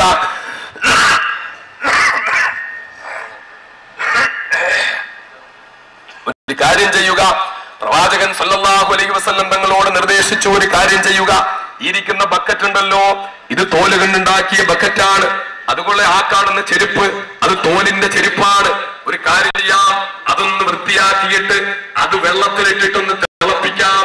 തിളച്ച വെള്ളത്തിൽ കുറെ സമയം ഈ തോൽ ചെരുപ്പ് കിടക്കുമ്പോൾ ആ തോലിന്റെ ഒരൽപ്പം ഗന്ധം ആ വെള്ളത്തിലേക്ക് വരുമല്ലോ. തോലിന്റെ ആ ഗന്ധം ഒരൽപ്പം വെള്ളത്തിലേക്ക് വരുമല്ലോ. ആ തോലിന്റെ മണമുള്ള വെള്ളം കുടിക്കാൻ സന്തോഷമുണ്ടായിരിക്കും. അതുകൊണ്ട് ആ തോലിട്ട് വെള്ളം തിളപ്പിക്കുക. ആരാണ് മക്കളെ ഇത്? കിസ്റയും കൈസറിന്റെയും കിടിലം കൊള്ളിപ്പിച്ച, റോമാ സാമ്രാജ്യത്തെ ഞെട്ടിവിറപ്പിച്ച ആറ്റം ബോംബിന്റെ മക്കളായ അമേരിക്കക്കാർ ഇന്നും പേര് കേൾക്കുമ്പോൾ കിടിലം കൊള്ളുന്ന മഹാനായ ഉമറുൽ ഫാറൂഖ് റളിയല്ലാഹു തആല അൻഹുവിനെ, ഏറ്റവും കിരാതമായ ഏറ്റവും വൃത്തികെട്ട സ്വഭാവത്തിന്റെ ഉടമയായ ഉമറിനെ ലോകത്തെ ഏറ്റവും ഉത്തമനായ ഭരണാധികാരിയാക്കി മാറ്റിയതിന്റെ പിന്നിൽ പ്രവർത്തിച്ച മഹാനായ അഷ്റഫുൽ ഖൽഖ് മുഹമ്മദ് മുസ്തഫ മാർട്ടിൻ ചോദിച്ച പ്രവാചകൻ, പ്രബോധകൻ, സ്ത്രീ വിമോചകൻ, 20 ഭൗതിക സാമ്രാജ്യത്തിന്റെയും ഒരു ആത്മീയ സാമ്രാജ്യത്തിന്റെയും സംസ്ഥാപകൻ, മനുഷ്യ മഹാത്മ്യത്തിന്റെ എല്ലാ അളവുകോലും വെച്ച് പരിശോധിച്ചു നോക്കിയാൽ നാം അറിയാതെ ചോദിച്ചു പോകും, മുഹമ്മദിനേക്കാൾ മഹാനായ ഒരു മനുഷ്യൻ പ്രപഞ്ചത്തിൽ വേറെയുണ്ടോ? എന്നിട്ട് പറയുന്നു ഇല്ല, no man is greater than he. മുഹമ്മദിനേക്കാൾ മഹാനായ ഒരു മനുഷ്യൻ പ്രപഞ്ചത്തിൽ വേറെയില്ല. ആ ലാമാർട്ടിൻ പറഞ്ഞ, ലോകം മൊത്തം പുകഴ്ത്തി പറഞ്ഞ, ലോകത്തിന്റെ മൊത്തം നേതാവായ, ആകാശഭൂമികളുടെ സൃഷ്ടിപ്പിന് കാരണക്കാരനായ അഷ്റഫുൽ ഖൽഖ് മുഹമ്മദ് മുസ്തഫ സല്ലല്ലാഹു അലൈഹി വസല്ലം, ആ പ്രവാചകനാണ് തോലിട്ട് തിളപ്പിച്ച വെള്ളം കുടിക്കുന്നത്. തോലിന്റെ ചെരുപ്പിട്ട് തിളപ്പിച്ച വെള്ളം, വേറൊന്നും കഴിക്കാനില്ലാത്തത് കൊണ്ട്. പിന്നെന്തേ അബ്ദുൽ നാസർ മദനിക്ക് ഉണക്കച്ചപ്പാത്തിൽ നിന്നുകൊണ്ട് ജീവിച്ചൂടെ? അബ്ദുൽ നാസർ മദനിക്ക് ഉണക്കച്ചപ്പാത്തിൽ നിന്നുകൊണ്ട് ജീവിച്ചുകൂടെ? എന്റെ പ്രിയപ്പെട്ട സഹോദരന്മാർക്കും നാളെ ഒരു പക്ഷേ അങ്ങനെയൊക്കെ ഒരു സാഹചര്യം വന്നു പോകാൻ, ജയിലിൽ പോകുമെന്നല്ല, നാം കാത്തുരക്ഷിക്കട്ടെ എന്ന് പറയുമ്പോൾ ആമീന് വലിയ ശക്തിയുണ്ട്. ആ ആമീന്റെ ശക്തിയുടെ അർത്ഥം ഒരിക്കലും ജയിലിൽ പോകില്ല എന്നൊന്നും ആകാൻ പാടില്ല. ജയിൽ നമുക്ക് പുത്തരിയല്ല മക്കളെ. അബൂ ഹനീഫ ഇമാമിന്റെ പാരമ്പര്യമാണ് ജയിൽ. അവിടുന്ന് ഇങ്ങോട്ട് തുടങ്ങി വന്ന് സയ്യിദ് ഖുത്ബിനെ ജയിലിലിട്ട് അനുഭവിപ്പിച്ച പീഡനങ്ങൾ എത്ര കഠിനമായിരുന്നു. സൈനബുൽ ഗസാലിയെ, ഒരു വനിതയാണെന്നുള്ള യാതൊരു പരിഗണനയുമില്ലാതെ സൈനബുൽ ഗസാലിയെ ജയിലിലിട്ട് അനുഭവിപ്പിച്ച പീഡനങ്ങൾ എത്രയായിരുന്നു. അതിക്രൂരമായ വണ്ണം ഓടിയെത്തുന്ന നായ്ക്കളുടെ മുന്നിൽ അബലയായ ഒരു വനിത പിടിച്ചു നിന്നില്ലേ മക്കളെ? ഈജിപ്തിലെ ജയിലിൽ, പട്ടാള ക്യാമ്പിൽ അബലയായ സൈനബുൽ ഗസാലി പിടിച്ചു നിന്നില്ലേ? ഓടി വന്ന ഏതാനും നാളുകൾക്ക് മുമ്പല്ലേ, ഞാൻ ജയിലിലിരിക്കുമ്പോഴല്ലേ സൈനബുൽ ഗസാലി മൗത്തായത്? ഞാൻ ജയിലിലിരിക്കുന്ന സമയത്താണ് സൈനബുൽ ഗസാലി മൗത്താകുന്നത്. ഈ കാലഘട്ടത്തിൽ ജീവിച്ചിരുന്ന ഒരു അബലയായ സ്ത്രീ, ഒരു പാവപ്പെട്ട സ്ത്രീ, ആ അബലയായ സ്ത്രീ എത്രത്തോളം കഠിനമായ പീഡനങ്ങൾ സഹിച്ചു, എത്രത്തോളം കഠിനമായ ബുദ്ധിമുട്ടുകൾ സഹിച്ചു. അവരെ പട്ടാള ക്യാമ്പിലിട്ടിട്ട് നായ്ക്കളെ അഴിച്ചുവിട്ട് കടിപ്പിച്ചു. അവർക്ക് നമസ്കരിക്കാൻ അവസരം കൊടുക്കാതിരുന്നു. അവരെ അഭിമാനക്ഷതം വരുത്തുവാനും മാനഭംഗപ്പെടുത്താനും പട്ടാള ഉദ്യോഗസ്ഥന്മാർ ശ്രമിച്ചു. ഇതിനെല്ലാം അവർ അതിജീവിച്ചു. അവരുടെ അനുഭവക്കുറിപ്പുകളിൽ അവർ എഴുതുന്നു, അങ്ങനെ ഒരു രാത്രിയിൽ എനിക്ക് ഉളൂ ചെയ്യാൻ വെള്ളം കിട്ടിയില്ല, ഉളൂ ചെയ്യാൻ വെള്ളമില്ല. ഞാൻ ഭിത്തിയിലടിച്ച് തൈമം ചെയ്തു. എന്റെ ശരീരമെല്ലാം നായ്ക്കളുടെ കടിയേറ്റ് തകർന്നിരിക്കുകയാണ്. വേദനിക്കുന്ന ശരീരവുമായിട്ട് ഞാൻ തളർന്നവശയായി 2 റക്അത്ത് നമസ്കരിച്ചിട്ട് ഞാൻ ആ ഭിത്തിയിലേക്ക് ചാരി എങ്ങനെ ഇരുന്നു. അങ്ങനെ എന്റെ കണ്ണങ്ങ് മയങ്ങിപ്പോയി. എന്റെ കണ്ണങ്ങ് മയങ്ങുമ്പോൾ ഞാൻ എന്റെ ഹബീബായ അഷ്റഫുൽ ഖൽഖ് മുഹമ്മദ് മുസ്തഫ സല്ലല്ലാഹു അലൈഹി വസല്ലം തങ്ങളെ ഞാൻ സ്വപ്നത്തിൽ കണ്ടു. അല്ലാഹുവിന്റെ പ്രവാചകൻ എന്റെ മുന്നിൽ വന്നു. അല്ലാഹുവിന്റെ പ്രവാചകൻ എന്നോട് പറഞ്ഞു, സൈനബേ നീ തനിച്ചല്ല മോളെ, നിന്നോടൊപ്പം ഞാനുണ്ടെന്ന് അല്ലാഹുവിന്റെ പ്രവാചകൻ എന്നോട് പറഞ്ഞു. ഈ നൂറ്റാണ്ടിൽ ജീവിച്ചിരുന്ന അറബി നാട്ടിൽ ജീവിച്ചിരുന്ന, അറബി സംസാരിക്കുന്ന, അറബ് സംസ്കാരം അറിയുന്ന, വിശുദ്ധ ഖുർആന്റെ അന്തസത്തെ മനസ്സിലാക്കിയ ഒരു അബലയായ വനിതയുടെ ചരിത്രമാണിത്. അപ്പൊ ജയിലിൽ പോകേണ്ടി വന്നാൽ നഷ്ടമൊന്നുമില്ല മക്കളെ. പക്ഷെ അത് അള്ളാഹുവിന്റെ മാർഗത്തിൽ അള്ളാഹുവിന് തൃപ്തിപ്പെട്ട വഴിയിലായിരിക്കണം. അല്ലെങ്കിൽ നമ്മളെ പോലെ തെറ്റിദ്ധരിപ്പിക്കപ്പെട്ട് ക്രൂരമായ തെറ്റിദ്ധാരണകൾക്ക് വിധേയമാക്കി കൊണ്ടുപോയി ജയിലിൽ ഇട്ട് കിടക്കേണ്ടി വന്നാലോ അവിടെ സമാധാനത്തോടുകൂടി എന്റെ റബ്ബനോടൊപ്പമുണ്ട് എന്നുള്ള സമാധാനത്തോടുകൂടി കിടക്കാൻ നമുക്ക് കഴിയണം. അതാ ഞാൻ പറഞ്ഞത്, എന്റെ പ്രവാചകൻ സല്ലല്ലാഹു അലൈഹി വസല്ലം തങ്ങൾ അനുഭവിച്ച വിശപ്പും അവിടുന്ന് അനുഭവിച്ച ത്യാഗവും അവിടുന്ന് ഭക്ഷണം കഴിക്കാനില്ലാതെ അനുഭവിക്കേണ്ടി വന്ന ബുദ്ധിമുട്ടും അവിടുന്ന് സഹിക്കേണ്ടി വന്ന പ്രയാസവും ഈ പ്രയാസങ്ങളെ കുറിച്ചൊക്കെ ഓർത്തപ്പോൾ അൽഹംദുലില്ലാഹ് ഉണക്കച്ചപ്പാത്തി തിന്നുമ്പോൾ ഒരു വിഷമവും തോന്നിയില്ല. പിന്നീട് കുറച്ചങ്ങ് കഴിഞ്ഞപ്പോൾ അത്താഴത്തിന് ഒന്നും വേണ്ടാതായി. ആ പാരമ്പര്യം ഇപ്പോഴും സൂക്ഷിച്ചു വരും. ജയിലിൽ പോകുന്നതിന് മുമ്പ് ഞാൻ വലിയ ഭക്ഷണപ്രിയനായിരുന്നു. ഭക്ഷണത്തിന് വേണ്ടി വഴക്കൊന്നും ഉണ്ടാക്കാറില്ലെങ്കിലും ഭക്ഷണം നല്ലത് കിട്ടിയാൽ, ടേസ്റ്റുള്ള ഭക്ഷണം കിട്ടിയാൽ നന്നായി കഴിക്കുന്ന ആളായിരുന്നു. ആരോഗ്യമുള്ള സമയത്തൊക്കെ നന്നായി ഭക്ഷണം കഴിച്ചിരുന്ന ആളായിരുന്നു. പക്ഷെ ഇപ്പോൾ ശരീരത്തിന് അനാരോഗ്യം ഉണ്ടായി എന്നത് ഒരു വശത്തിരിക്കുമ്പോഴും ഭക്ഷണത്തോടുള്ള താല്പര്യം നഷ്ടപ്പെട്ടു. ഭക്ഷണം ഇന്നത് തന്നെ കിട്ടിയേ മതി എന്നുള്ള നിർബന്ധം നഷ്ടപ്പെട്ടു. വിശപ്പടങ്ങാൻ എന്തെങ്കിലും ഒന്ന് ഹലാലായ ഭക്ഷണം കിട്ടണം. ഹലാലായ ഭക്ഷണം ഞാൻ അടിവരയിട്ട് പറയുന്നു. ആ അടിവരയ്ക്ക് നിങ്ങളും പ്രാധാന്യം കൊടുക്കണം മക്കളെ. ഹലാലായ ഭക്ഷണം. ഞാനത് പറയുമ്പോൾ സന്ദർഭോചിതമായി ഓർമ്മിപ്പിച്ചു പോവുകയാണ്. ഞാൻ വിഷയത്തിലേക്ക് മടങ്ങി വരാം, തായിഫിലേക്ക് മടങ്ങി വരാം. ഞാൻ മറന്നുപോയിട്ടില്ല. സന്ദർഭോചിതമായി ഓർമ്മിപ്പിക്കുകയാണ്. ഗൾഫ് നാടുകളിൽ ജോലി ചെയ്യുന്ന എന്റെ പ്രിയപ്പെട്ട സഹോദരന്മാർ, സാഹചര്യത്തിന്റെ സമ്മർദ്ദങ്ങൾക്ക് വിധേയരായി സ്വന്തം നാട്ടിൽ പിടിച്ചു നിൽക്കാനുള്ള അവസ്ഥയും ശക്തിയും ഇല്ലാത്തത് കൊണ്ട് ഗൾഫ് നാടുകളിൽ വന്ന് കഷ്ടപ്പെടുന്ന എന്റെ പ്രിയപ്പെട്ട സഹോദരന്മാർ, ഈ സഹോദരന്മാരോട് എനിക്ക് പറയാനുള്ളത്, സാമ്പത്തിക കാര്യങ്ങളിൽ തികച്ച സൂക്ഷ്മത പുലർത്തുന്നവരായി നിങ്ങൾ മാറണം. കാരണം ഈ ഗൾഫിലുള്ള എന്റെ പ്രിയപ്പെട്ട സഹോദരന്മാർ പോലും പലരും എന്നോട് പറഞ്ഞിട്ടുണ്ട്, ഗൾഫിൽ കച്ചവടം തുടങ്ങുന്നതിന് വേണ്ടി പലിശയ്ക്ക് പണമെടുത്തതിനെ പറ്റി, ഗൾഫിൽ കച്ചവടം തുടങ്ങുന്നതിന് വേണ്ടി പലിശയ്ക്ക് പൈസ എടുത്തതിനെ പറ്റി, നാട്ടിൽ പെങ്ങന്മാരെ കല്യാണം കഴിച്ചു വിടുന്നതിന് വേണ്ടി പലിശയ്ക്ക് പണമെടുത്തതിനെ പറ്റി, അങ്ങനെ പലിശ കൊടുക്കുന്നതിനെ പറ്റി. പലിശ വാങ്ങുന്നവരായ ആരും ഉണ്ടാകുമെന്ന് ഞാൻ കരുതുന്നില്ല. ആരെങ്കിലും ഉണ്ടെങ്കിൽ ഈ വിശുദ്ധ റമദാന്റെ അനുഗ്രഹീത രാത്രിയിൽ തീരുമാനമെടുക്കുക. ആരെങ്കിലും പലിശ വാങ്ങുന്നവരുണ്ടെങ്കിൽ എന്റെ പ്രിയപ്പെട്ട സഹോദരന്മാരെ, ആ പലിശയുടെ അംശമുള്ള ഒരു നയാ പൈസ നിങ്ങളുടെ ഭക്ഷണത്തിൽ ചേരുന്നുണ്ടെങ്കിൽ, നിങ്ങളുടെ വസ്ത്രത്തിൽ ചേരുന്നുണ്ടെങ്കിൽ, നിങ്ങളുടെ ഭക്ഷണം നിങ്ങൾക്ക് ഹറാമാണ്, നിങ്ങളുടെ വസ്ത്രം നിങ്ങൾക്ക് ഹറാമാണ്. നിങ്ങളുടെ കുഞ്ഞുങ്ങൾക്ക് നിങ്ങൾ ആ സമ്പാദ്യത്തിൽ നിന്ന് പണം അയച്ചു കൊടുത്ത് അവർ ഭക്ഷണം കഴിക്കുന്നുണ്ടെങ്കിൽ ആ ഭക്ഷണം ഹറാമാണ്. അവർ കഴിക്കുന്ന ഭക്ഷണം ഹറാമാണ്. ഹറാമായ ഭക്ഷണം ശരീരത്തിൽ ചെല്ലുന്നിടത്തോളം കാലം, ഹറാമായ ഭക്ഷണത്തിൽ നിന്ന് സമ്പാദിക്കപ്പെട്ട ഒരു തുള്ളി രക്തം ശരീരത്തിൽ ഉള്ളിടത്തോളം കാലം ഒരു മനുഷ്യൻ ചെയ്യുന്ന യാതൊരു സൽക്കർമ്മങ്ങളും സ്വീകരിക്കുകയില്ല. ഇത് നമുക്ക് അല്ലാഹുവിന്റെ പ്രവാചകനും അവിടുത്തെ പ്രിയപ്പെട്ട അനുചരന്മാരും അഭിവന്ദരായ പണ്ഡിതന്മാരും പഠിപ്പിച്ചു തരുന്ന കാര്യമാണ്. ഹറാമായ ഭക്ഷണത്തിന്റെ ഒരു അംശം ആക്കിലുർ റിബ വമുക്കിലുഹു കാതിബുഹു വശാഹിദുഹു കുല്ലുഹും ഫിന്നാർ. നബിയുനാ റസൂലുള്ളാഹി. പലിശ തിന്നുന്നവൻ, പലിശ കൊടുക്കുന്നവൻ, പലിശയുടെ കണക്കെഴുതുന്നവൻ, പലിശയ്ക്ക് സാക്ഷി നിൽക്കുന്നവൻ എല്ലാവരും നരകത്തിലാണ്. നബിയുനാ റസൂലുള്ളാഹി സ്വല്ലല്ലാഹു അലൈഹി വസല്ലം. വളരെ ഗൗരവപൂർവ്വം ആലോചിക്കണം. കൈപൊക്കാൻ ഞാൻ പറയുന്നില്ല, പക്ഷേ കൈപൊക്കാൻ പറഞ്ഞാൽ ഒരുപാട് കൈകൾ പൊങ്ങേണ്ടി വരും. പലിശ കൊടുക്കുന്ന ഒരുപാട് സഹോദരന്മാർ എന്റെ മുന്നിലുണ്ടാവും. സാഹചര്യത്തിന്റെ സമ്മർദ്ദങ്ങൾക്ക് വിധേയരായി പലിശയുടെ കെണിയിൽ അകപ്പെട്ടു പോയ പലരും എന്റെ മുന്നിലുണ്ടാകും. എന്റെ പ്രിയപ്പെട്ട സഹോദരന്മാരെ, പലിശ എവിടെ പലിശയോട് ബന്ധപ്പെട്ട സ്ഥാപനങ്ങളുണ്ട് എന്നതോ, പലിശ വാങ്ങുന്ന സ്ഥാപനങ്ങളുണ്ട് എന്നതോ, പലിശ കൊടുക്കുന്ന സ്ഥാപനങ്ങളുണ്ട് എന്നതോ, പലിശ കൊടുക്കുന്നതും വാങ്ങുന്നതുമായ ബാങ്കുകളുണ്ട് എന്നതോ, ഇതൊന്നും പലിശ വാങ്ങുന്നതിനോ കൊടുക്കുന്നതിനോ നമുക്ക് ന്യായമല്ല മക്കളെ. പലിശ നിഷിദ്ധമാണ്. പലിശ വാങ്ങൽ നിഷിദ്ധമാണ്. പലിശ കൊടുക്കൽ നിഷിദ്ധമാണ്. പലിശയുടെ കണക്കെഴുതലും നിഷിദ്ധമാണ്. പലിശയ്ക്ക് സാക്ഷി നിൽക്കലും നിഷിദ്ധമാണ്. ഇവരെല്ലാവരും നരകത്തിലാണ് നബി കരീം സ്വല്ലല്ലാഹു അലൈഹി വസല്ലം. അതുകൊണ്ട് എന്റെ പ്രിയപ്പെട്ട സഹോദരന്മാർ, ഗൾഫ് നാടുകളിൽ വന്ന് ജീവിതം മൊത്തം ഈ മണ്ണിൽ ചെലവഴിക്കുന്ന എന്റെ പ്രിയപ്പെട്ട സഹോദരന്മാർ, ഒരു സാഹചര്യത്തിന്റെ പേരിലും പലിശയുമായി ബന്ധപ്പെടാതിരിക്കാൻ ഈ വിശുദ്ധ റമദാന്റെ അനുഗ്രഹീത രാത്രിയിൽ തീരുമാനമെടുക്കണമെന്ന് ഞാൻ സന്ദർഭോചിതമായി ഓർമ്മിപ്പിക്കുകയാണ്. ഒരുപക്ഷെ ഈ രാത്രി 25-ാം രാവാണെന്ന്, അല്ലെ, 25ാമത് രാവാണെന്ന്, 25ാമത് രാവ് ലൈലത്തുൽ ഖദറിന്റെ രാത്രിയാകാൻ എല്ലാ സാധ്യതകളുമുള്ള രാത്രികളിൽപ്പെട്ട രാത്രിയാണ്. നാം ഇവിടെ ഒരുമിച്ച് കൂടിയിരിക്കുന്നത് അള്ളാഹുവിന്റെ ദീനിന്റെ പേരിലാണ്, അള്ളാഹുവിന്റെ ഖുർആന്റെ പേരിലാണ്. മഹാനായ നമ്മുടെ നായകൻ അഷ്റഫുൽ ഖൽഖ് മുഹമ്മദ് മുസ്തഫ സ്വല്ലല്ലാഹു അലൈഹി വസല്ലം തങ്ങളുടെ പേരിലാണ്. അതുകൊണ്ട് തന്നെ ഈ രാത്രി അനുഗ്രഹീത രാത്രിയാണ്. നാം നമ്മുടെ ചുണ്ടുകളിൽ നിന്ന് ഉരുവിട്ടുകൊണ്ടിരിക്കുന്നത് പ്രവാചക പ്രഭുവിനോടുള്ള പ്രേമം കൊണ്ട് നിറഞ്ഞ സ്വലാത്തിന്റെ വാക്കുകളാണ് നമ്മളിൽ നിന്ന് പുറത്തേക്ക് വന്നുകൊണ്ടിരിക്കുന്നത്. വളരെ ഗൗരവപൂർവ്വം എന്റെ പ്രിയപ്പെട്ട സഹോദരന്മാർ തീരുമാനമെടുക്കുക.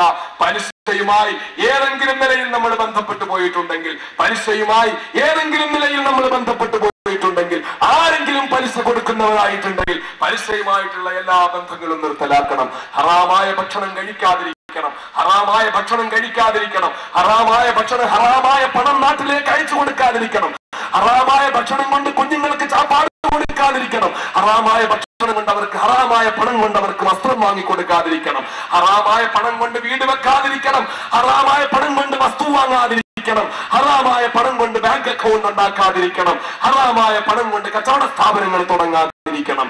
അതിനുള്ള ഒരു ഗൗരവമായ തീരുമാനം ഇൻഷാ അല്ലാഹ് ഈ രാത്രിയിൽ എടുക്കണം. ഞാൻ ചോദിക്കുകയാണ്, നിങ്ങൾ എന്നോടൊപ്പം ഉണ്ടാകുമെന്ന് ഞാൻ കരുതുന്നു, നിങ്ങളുടെ മനസ്സെന്നോടൊപ്പം ഉണ്ടാകുമെന്ന് കരുതുന്നു. നിങ്ങളിൽപ്പെട്ട പലരും പലിശയുമായി ബന്ധപ്പെട്ടവരുണ്ടാകും, അല്ലേ മക്കളെ? ഉണ്ടാകും.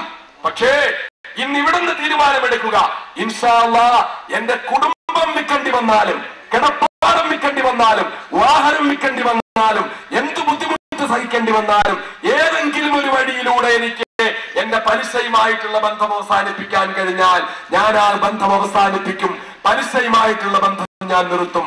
മഹാനായ ഇമാം അബൂ ഹനീഫ റഹ്മത്തുള്ളാഹി അലൈഹി, ഇമാം അബൂ ഹനീഫ റഹ്മത്തുള്ളാഹി അലൈഹി 4 മദ്ഹബിന്റെ ഇമാമുകളിൽ വെച്ച് ഏറ്റവും അഗ്രഗണ്യനായ പണ്ഡിതൻ, അള്ളാഹുവിന്റെ ആത്മജ്ഞാനത്തിന്റെ രഹസ്യങ്ങൾ അറിഞ്ഞ പണ്ഡിതൻ, വെറും ഫിഖ്ഹിൽ മാത്രം ഒതുങ്ങി നിന്ന പാണ്ഡിത്യമല്ല ഇമാം അബൂ ഹനീഫ റഹ്മത്തുള്ളാഹി അലൈഹിയുടെ പാണ്ഡിത്യം. ആത്മജ്ഞാനത്തിന്റെ അഗാധതകളിലേക്ക് കടന്നുപോയ, അള്ളാഹുവിനെ കുറിച്ചുള്ള എല്ലാ അത്ഭുതകരമായ അറിവുകളും കരസ്ഥമാക്കിയ മഹാനായ പണ്ഡിതനാണ് ഇമാം അബൂ ഹനീഫ റഹ്മത്തുള്ളാഹി അലൈഹി. ഇമാം അബൂ ഹനീഫ റഹ്മത്തുള്ളാഹി അലൈഹി ഒരിക്കൽ അദ്ദേഹം കുറച്ച് പണം ഒരു മനുഷ്യന് കടം കൊടുത്തു. ഒരാളിന് കുറച്ച് പണം കടം കൊടുത്തു. പണം കടം കൊടുത്തതിന് ശേഷം അത് തിരിച്ചു വാങ്ങിയിട്ടില്ല. തിരിച്ചു വാങ്ങാതിരിക്കവേ ഒരിക്കൽ ഇമാം അബൂ ഹനീഫ റഹ്മത്തുള്ളാഹി അലൈഹി ഒരു യാത്ര ഇങ്ങനെ പോയിക്കൊണ്ടിരിക്കുകയാണ്. ദീർഘമായ യാത്രയിൽ ഇങ്ങനെ നടന്നു പോയിക്കൊണ്ടിരിക്കുമ്പോൾ അദ്ദേഹത്തിന് വല്ലാത്ത ക്ഷീണം തോന്നി, വല്ലാത്ത അവശത തോന്നി. ഒരൽപ്പം ക്ഷീണമകറ്റാൻ വേണ്ടി ഒരൽപ്പം റെസ്റ്റ് എടുക്കണമെന്ന് ഇമാം അബൂ ഹനീഫ റഹ്മത്തുള്ളാഹി അലൈഹിക്ക് തോന്നി. ഇമാം അബൂ ഹനീഫ റഹ്മത്തുള്ളാഹി അലൈഹി റെസ്റ്റ് എടുക്കുന്നതിന് വേണ്ടി ഒരു തോട്ടം കണ്ടപ്പോൾ ആ തോട്ടത്തിലേക്ക് കയറിയിരുന്നു. ആ തോട്ടത്തിൽ കയറിയിരുന്നിട്ട് വളരെ ഗൗരവപൂർവ്വം എന്റെ പ്രിയപ്പെട്ട സഹോദരന്മാർ ശ്രദ്ധിക്കണം, ഈ ചൂടില് നിങ്ങൾ ഇങ്ങനെ ഞെങ്ങി ഇവിടെ നിൽക്കുമ്പോൾ, ഇവിടെ നിന്ന് പോകുമ്പോൾ കുറെ പ്രസംഗം ഞാൻ ഇങ്ങനെ പറഞ്ഞു, കടല് പോലെ കുറച്ച് വാക്കുകൾ എന്നിൽ നിന്ന് വന്നു. എന്നിട്ട് നിങ്ങൾ അത് കേട്ടിട്ട് പോയി. പ്രസംഗം ഗംഭീരമായിരുന്നു. അൽഹംദുലില്ലാഹ് ഉസ്താദിന് ഇപ്പോഴും പ്രസംഗിക്കാൻ പറ്റുന്നുണ്ടല്ലോ. അതിന് നിങ്ങൾ എപ്പോഴും ദുആ ചെയ്യണം. അല്ലാഹു തആല എന്റെ കാലിന് വേദന ഉണ്ടാക്കി, എന്റെ 2 കാലുകളും എനിക്ക് തറയിൽ കുത്തി നടക്കാൻ പറ്റാത്ത അവസ്ഥയില്ല. ഒരു കാല് മുറിക്കപ്പെട്ടു പോയി, അടുത്ത കാല് നീര് കൊണ്ടിട്ട് കാലിന്റെ പാദം വീർത്തിരിക്കുക, എന്റെ കൈകൾ എനിക്ക് പൊക്കാൻ പറ്റാത്തവണ്ണം വേദനയുണ്ട്, എന്റെ പെടലിക്ക് സർവിക്കൽ സ്പോണ്ടിലോസിസ് കൊണ്ട് വേദനയുണ്ട്, എന്റെ നട്ടെല്ലിന് ലംബാർ ഡിസ്ക് പ്രൊലാപ്സ് കൊണ്ടുള്ള വേദനയുണ്ട്, ഒരുപാട് വേദനകളും അസ്വസ്ഥതകളുമുണ്ട്. പക്ഷേ എന്റെ റബ്ബ് എന്റെ ശബ്ദം അടപ്പിച്ചില്ല, എന്റെ ശബ്ദം എന്റെ റബ്ബ് കുറച്ചില്ല. എന്റെ ശബ്ദത്തിന്റെ ശക്തി എന്റെ റബ്ബ് ഇപ്പോഴും നിലനിർത്തിയിരിക്കുന്നു. അത് മരണം വരെയും നിലനിർത്തി കിട്ടാൻ എന്റെ പ്രിയപ്പെട്ട സഹോദരന്മാർ എപ്പോഴും ദുആ ചെയ്യണം. അല്ലാഹു തആല ഈ ശബ്ദം അവന്റെ ദീനിനു വേണ്ടി, അവന്റെ ഉമ്മത്തിന്, മുസ്ലിം ഉമ്മത്തിന് വേണ്ടി, അവന്റെ ഖുർആന് വേണ്ടി, ലോകത്തെ മുഴുവൻ മർദിതർക്ക് വേണ്ടിയും ഈ ശബ്ദം ഉപയോഗിക്കാൻ അല്ലാഹു മരണം വരെയും എനിക്ക് തൗഫീഖ് നൽകുമാറാകട്ടെ. അതിന്റെ പ്രിയപ്പെട്ട സഹോദരന്മാരെപ്പോഴും പ്രാർത്ഥിക്കണം. അപ്പൊ ഞാൻ പറയുന്നത് ഗംഭീരമായിട്ട് ഞാൻ കുറച്ച് വിളിച്ചു കൂവി, നിങ്ങൾ പോയിട്ട് നന്നായിട്ട് എന്റെ പ്രസംഗം എന്ന് പറഞ്ഞു പോയാൽ പോരാ. ഇന്നത്തെ ഈ രാത്രിയുടെ ഒരുമിച്ച് കൂടൽ കൊണ്ട് 1-2 കൊച്ചു തീരുമാനങ്ങൾ, അത് കൊച്ചു തീരുമാനം എന്ന് പറയുമ്പോൾ നമ്മുടെ ജീവിതത്തിൽ വിപ്ലവകരമായ മാറ്റങ്ങൾ ഉണ്ടാക്കാൻ പറ്റുന്ന തീരുമാനങ്ങൾ, നമ്മുടെ പരലോകത്ത് നമ്മളെ നരകത്തിലേക്ക് വലിച്ചു കൊണ്ടുപോകുന്ന തെറ്റുകളിലാണ് നാം ഉള്ളതെങ്കിൽ അതിൽ നിന്ന് പിന്മാറാനുള്ള തീരുമാനങ്ങൾ എന്റെ പ്രിയപ്പെട്ട സഹോദരന്മാരെടുക്കണം. പലിശാബഹാദായ ഇമാം അബൂ ഹനീഫ റഹ്മത്തുള്ളാഹി അലൈഹി പണം കടം കൊടുത്തു. എന്നിട്ട് അദ്ദേഹം ഇങ്ങനെ നടന്നു പോകുമ്പോൾ വിശ്രമിക്കാൻ വേണ്ടിയിട്ട് ഒരു തോട്ടത്തിൽ കയറിയിരുന്നു. ആ തോട്ടത്തിൽ കയറി കുറെ സമയം ഇങ്ങനെ ഇരുന്നു, വല്ലാത്ത ക്ഷീണമുണ്ട്. ഏതോ ഒരു ഓർമ്മയിൽ നിന്നിട്ട് ആ തോട്ടത്തിൽ ഇങ്ങനെ ഇരിക്കുമ്പോൾ തന്നെ അവിടെ നിന്ന് കുറച്ച് മണ്ണ് കൊണ്ട് വാരി വെറുതെ ഇങ്ങനെ നമ്മളൊക്കെ എവിടെങ്കിലും തനിയെ ഇരിക്കുമ്പോൾ ചെയ്യാറുള്ള ഒരു കാര്യമാണല്ലോ. ഒന്നുകിൽ കല്ലെടുത്ത് ഇങ്ങനെ എറിഞ്ഞുകൊണ്ടിരിക്കും, അല്ലെങ്കിൽ എന്തെങ്കിലും ഒരു സാധനം ഇങ്ങനെ കടിച്ചുകൊണ്ടിരിക്കും, അതല്ലെങ്കിൽ മണ്ണിൽ നമ്മളിങ്ങനെ മണ്ണ് കൈകൊണ്ട് ഇളക്കിക്കൊണ്ടിരിക്കും. ഇമാം അബൂ ഹനീഫ റഹ്മത്തുള്ളാഹി അലൈഹി മണ്ണ് കൈകൊണ്ട് ഇങ്ങനെ വെറുതെ ഇളക്കിക്കൊണ്ടിരുന്നു. അങ്ങനെ ഇരിക്കുമ്പോൾ ഇടയ്ക്ക് പെട്ടെന്ന് അബൂ ഹനീഫ ഇമാമിന് എന്തോ ഒരു ഓർമ്മ വന്നു. അദ്ദേഹം ഈ തോട്ടത്തിലേക്ക് ഇങ്ങനെ നോക്കി, താനിരിക്കുന്ന ഭാഗം ഏതാണെന്ന് അദ്ദേഹം ഇങ്ങനെ നോക്കിക്കഴിഞ്ഞതിന് ശേഷം അദ്ദേഹം പെട്ടെന്ന് എഴുന്നേറ്റു. അദ്ദേഹത്തിന് ഓർമ്മ വന്നു, ഇത് താൻ പണം കടം കൊടുത്തിട്ടുള്ള മനുഷ്യന്റെ ഭൂമിയാണിത്, താൻ തന്നിൽ നിന്ന് പണം കടം വാങ്ങിയിട്ടുള്ള ആളിന്റെ തോട്ടമാണിത്. ആ തോട്ടത്തിലാണ് ഞാൻ ഇരുന്നത്, ആ തോട്ടത്തിലെ മണ്ണിലാണ് ഞാൻ ഇങ്ങനെ കൈകൊണ്ട് ഇളക്കിക്കൊണ്ടിരുന്നത്. പെട്ടെന്ന് തന്നെ ഇമാം അബൂ ഹനീഫ റഹ്മത്തുള്ളാഹി അലൈഹി അയാളുടെ വീട്ടിലേക്ക് ഓടി. ഇമാം അബൂ ഹനീഫ അയാളുടെ വീട്ടിലേക്ക് ഓടി ചെന്നു. അയാൾ പെട്ടെന്ന് കരുതിയത് ഇമാം അബൂ ഹനീഫ പണം കടം കൊടുത്തത് തിരിച്ചു വാങ്ങാൻ വേണ്ടി വരികയാണെന്നാണ്. അയാൾ വളരെ വേദനയോടുകൂടി, വളരെ പരിഭ്രമത്തോടുകൂടി അബൂ ഹനീഫ ഇമാമിന്റെ മുന്നിൽ വന്നു നിന്നു. എന്നിട്ട് പറഞ്ഞു ഇമാം അബൂ ഹനീഫയോട്, അബൂ ഹനീഫ, പണം ആയിട്ടില്ല, തരാൻ സമയമായി എന്ന് എനിക്കറിയാം, പക്ഷേ പണം ഇതുവരെ ആയിട്ടില്ല, ക്ഷമിക്കണം. ഇമാം അബൂ ഹനീഫ പറഞ്ഞു, മോനെ, ഒരു കാര്യം പറയാനാ ഞാൻ വന്നത്. ഞാൻ ഇന്ന് നടന്നു പോകുമ്പോൾ നിന്റെ തോട്ടത്തിന്റെ അരികിലൂടെ ഞാൻ നടന്നുപോയി. എനിക്ക് വല്ലാത്ത ക്ഷീണം തോന്നിയപ്പോൾ ആ തോട്ടത്തിൽ കുറച്ച് സമയം ഞാൻ കയറിയിരുന്നു. അവിടുന്ന് ആ മണ്ണ് ഞാൻ ഇങ്ങനെ കൈകൊണ്ട് ഇളക്കിക്കൊണ്ടിരുന്നു. കുറെ കഴിഞ്ഞപ്പോൾ എനിക്ക് ഓർമ്മ വന്നു, ഇത് നിന്റെ തോട്ടമാണെന്ന്. നിന്റെ തോട്ടമാണെന്ന് അറിയാതെയാണ് ഞാൻ ഇങ്ങനെ കയറി ഇരുന്നു പോയത്. നിനക്ക് നീ എനിക്ക് പണം വാങ്ങിയത് തരാനുണ്ടല്ലോ. ഞാൻ ആ തോട്ടത്തിൽ ഇരുന്നു പോയത്, ഞാൻ എന്റെ കൈകൾ കൊണ്ട് മണ്ണ് വാരി കളിച്ചു പോയത്. എന്റെ റബ്ബിന്റെ മുന്നില് നിനക്ക് ഞാൻ പണം കടം തന്നു പോയതിന് പകരമായിട്ട് അതിന് പലിശയായിട്ട് പരിഗണിക്കപ്പെട്ടു പോകുമോ എന്ന് ഞാൻ ഭയക്കുന്നു മോനെ. അതുകൊണ്ട് വേണ്ട, നീ എനിക്ക് തരാനുള്ള പണം തിരികെ തരണ്ട. ഞാനത് പൊരുത്തപ്പെട്ടിരിക്കുന്നു, എനിക്കത് വേണ്ട. എന്നെ എങ്ങാനും എന്റെ റബ്ബ് പലിശയുടെ അംശമായി കാര്യത്തെ കണക്ക് കൂട്ടിപ്പോയാൽ എന്റെ ജീവിതം നഷ്ടത്തിലായി പോകും മോനെ. മഹാനായ ഇമാം അബൂ ഹനീഫ റഹ്മത്തുള്ളാഹി അലൈഹി സ്വർഗത്തിൽ കടക്കുമെന്നാണ് മക്കളെ നമ്മൾ പ്രതീക്ഷിക്കുന്നത്. ആ സ്വർഗത്തിൽ പോകാൻ വേണ്ടിയാണ് നമ്മൾ നിസ്കരിക്കുന്നത്. ആ സ്വർഗത്തിൽ പോകാൻ വേണ്ടിയാണ് അറബി മണ്ണിലെ അതികഠിനമായ ചൂട് സഹിച്ച് നമ്മൾ നോമ്പ് പിടിക്കുന്നത്. ഇന്നലെ എന്റെ പ്രിയപ്പെട്ട സഹോദരൻ അജ്മൽ പറയുകയുണ്ടായി. ഉസ്താദ് ഇന്നലെ ഒരു യോഗത്തിൽ പങ്കെടുത്തുകൊണ്ട് സംസാരിച്ചപ്പോൾ പറഞ്ഞു, റമളാന്റെ ചൈതന്യം കിട്ടാൻ നാടാണ് നല്ലതെന്ന് എനിക്ക് തോന്നുന്നു എന്ന്. റമളാന്റെ ചൈതന്യം കൂടുതൽ നാട്ടിലാണ് കിട്ടുന്നതെന്ന് എനിക്ക് തോന്നുന്നു.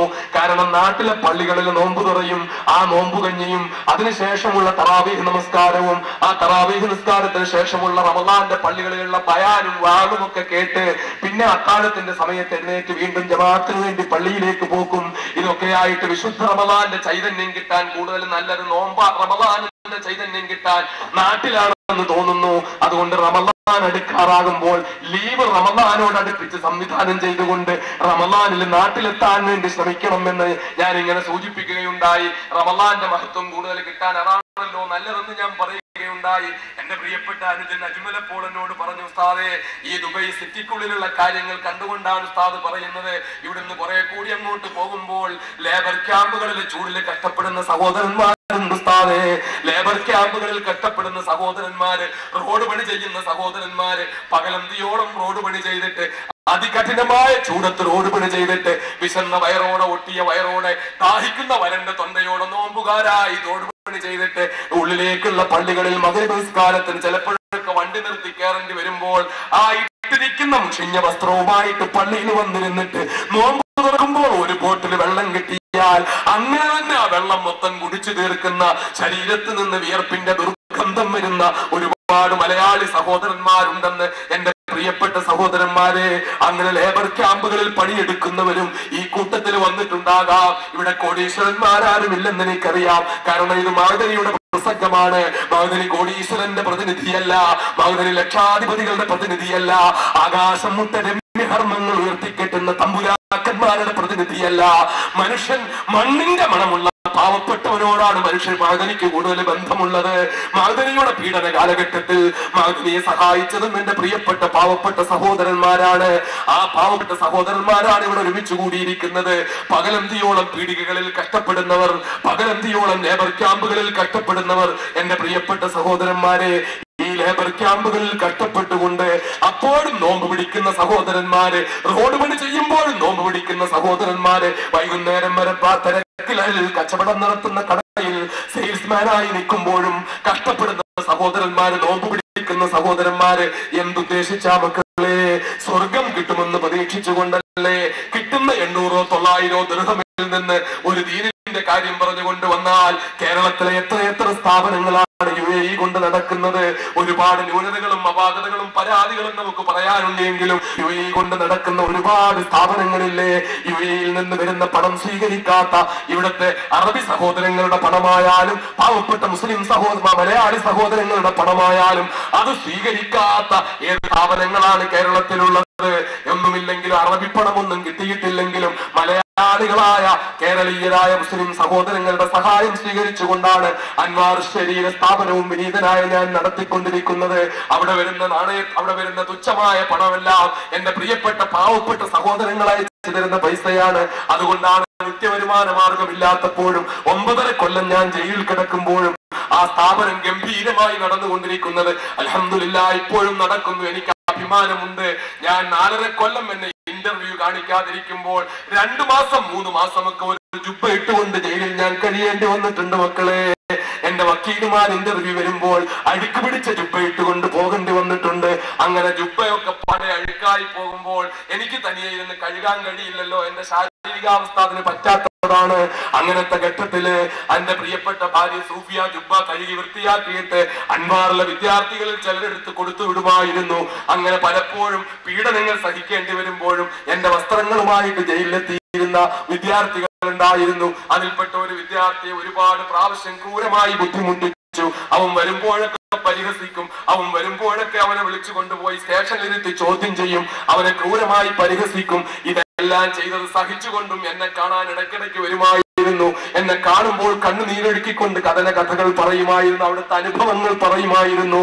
പക്ഷേ ഞാൻ ജയിലിൽ നിന്നിറങ്ങുന്നതിന് മുമ്പ് അൻവാർ ശേരിയിലെ സ്കൂളിൽ പഠിച്ചു വന്ന ആ കുട്ടി, അവിടുത്തെ വിദ്യാർത്ഥിയായിരുന്ന, അവിടെ നിന്ന് +1 പഠിച്ച് +2 പഠിച്ച് ഡിഗ്രിക്ക് പഠിച്ച ആ വിദ്യാർത്ഥി അൽഹംദുലില്ലാഹ് ഞാൻ ജയിലിൽ നിന്നിറങ്ങുന്നതിന് മുമ്പ് തന്നെ ആ വിദ്യാർത്ഥി വക്കീലായി, അവൻ അഡ്വക്കറ്റായി.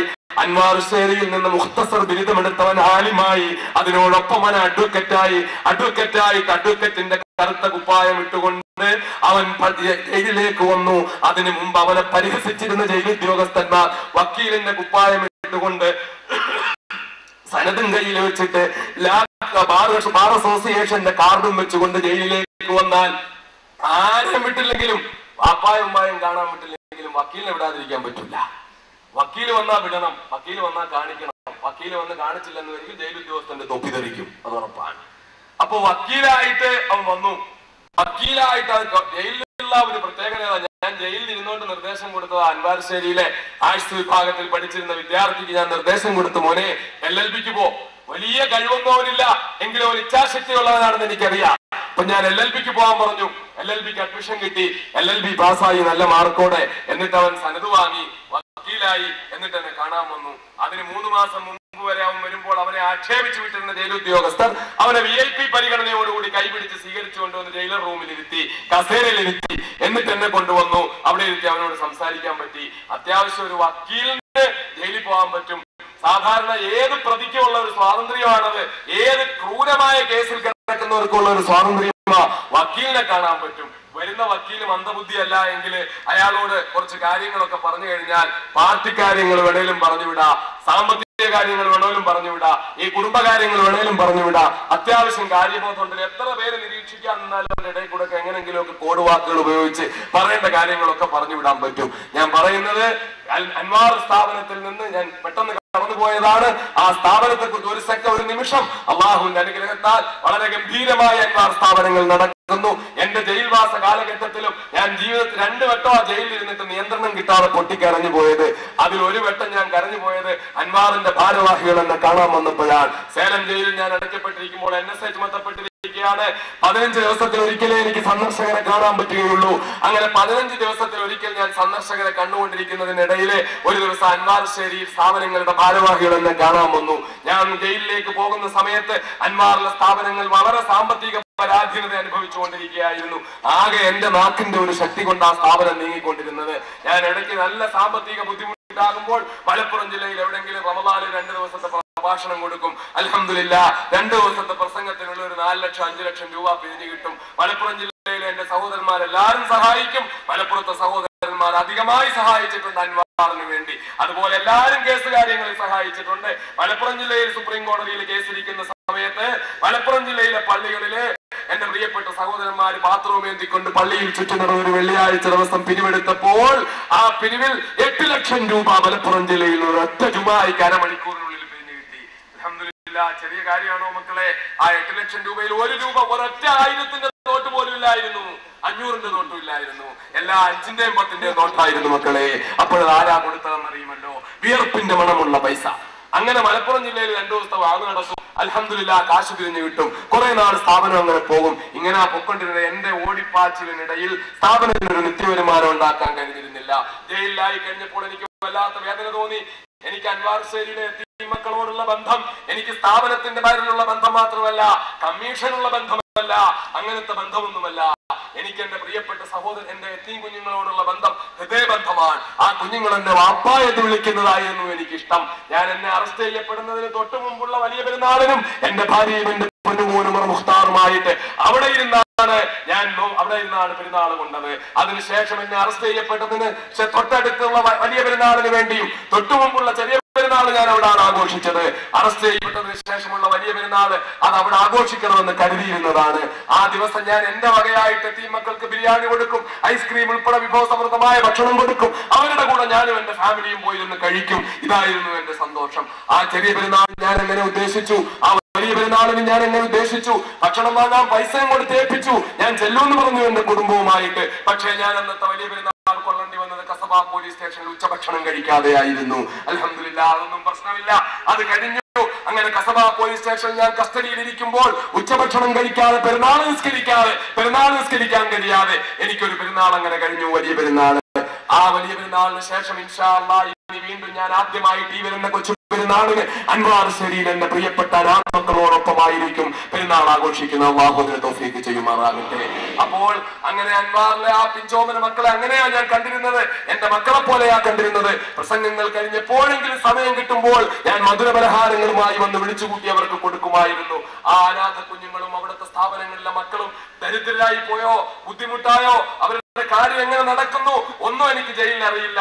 NSA കാലഘട്ടങ്ങളിൽ എനിക്ക് കത്ത് വന്നാൽ തരാറില്ല. 15 ദിവസത്തിൽ ഒരിക്കലാണ് ഇന്റർവ്യൂ വരാറുള്ളത്. അത് തന്നെ 3 പേരെയാണ് കാണിക്കുന്നത്. ഇങ്ങനെയെല്ലാം ഞാൻ ബുദ്ധിമുട്ട് സഹിച്ചുകൊണ്ടിരിക്കുമ്പോൾ ഒരിക്കൽ അൻവാർ ശരിയുടെ ഭാരവാഹികളായ 3 പേര് വന്നു. അവർ എന്റെ അടുക്കൽ വന്നപ്പോൾ ഞാൻ അവരോട് ചോദിച്ചു, എന്താ അവസ്ഥ, സ്ഥാപനം നിന്നുപോയോ, സ്ഥാപനം നടക്കുന്നുണ്ടോ എന്ന് ചോദിച്ചപ്പോൾ അവര് പറഞ്ഞ മറുപടി എന്നെ പൊട്ടിക്കരയിപ്പിച്ചു. മക്കളെ, ഉസ്താദ് പോരുമ്പോഴുള്ള അവസ്ഥയല്ല. ഇന്ന് അൻവാറിലെ നേർച്ചയായിട്ട് കുഞ്ഞുങ്ങൾക്ക് ഭക്ഷണം കൊടുക്കാൻ കൊണ്ടുവരുന്ന അരി ടെൻകണക്കിന് കുമിഞ്ഞുകൂടിയിട്ട് അരി ആവശ്യത്തിലധികം വന്നിട്ട് ഹോൾസെയിൽ കടയിൽ അരി തൂക്കി വിറ്റ് കാശ് വാങ്ങി ആ പൈസ കൊണ്ട് മറ്റു കാര്യങ്ങൾ നടത്തിക്കൊണ്ടിരിക്കുകയാണ്. ആ അവസ്ഥയിൽ സാധനം വന്നുകൊണ്ടിരിക്കുന്നുണ്ട്. അതുപോലെ തന്നെ അൻവാറിലെ മൃഗങ്ങളെ കെട്ടുന്ന തൊഴുത്തിൽ ആട് വന്നിട്ട് കെട്ടാൻ കഴിയാതെ കുഞ്ഞുങ്ങൾക്ക് ഭക്ഷണത്തിന് വേണ്ടി ആടുകൾ വന്നുകൊണ്ടിരിക്കുകയാണ്, ആടുകൾ തന്നുകൊണ്ടിരിക്കുകയാണ് ആളുകൾ. ഒന്നുകൊണ്ടും വിഷമിക്കണ്ട.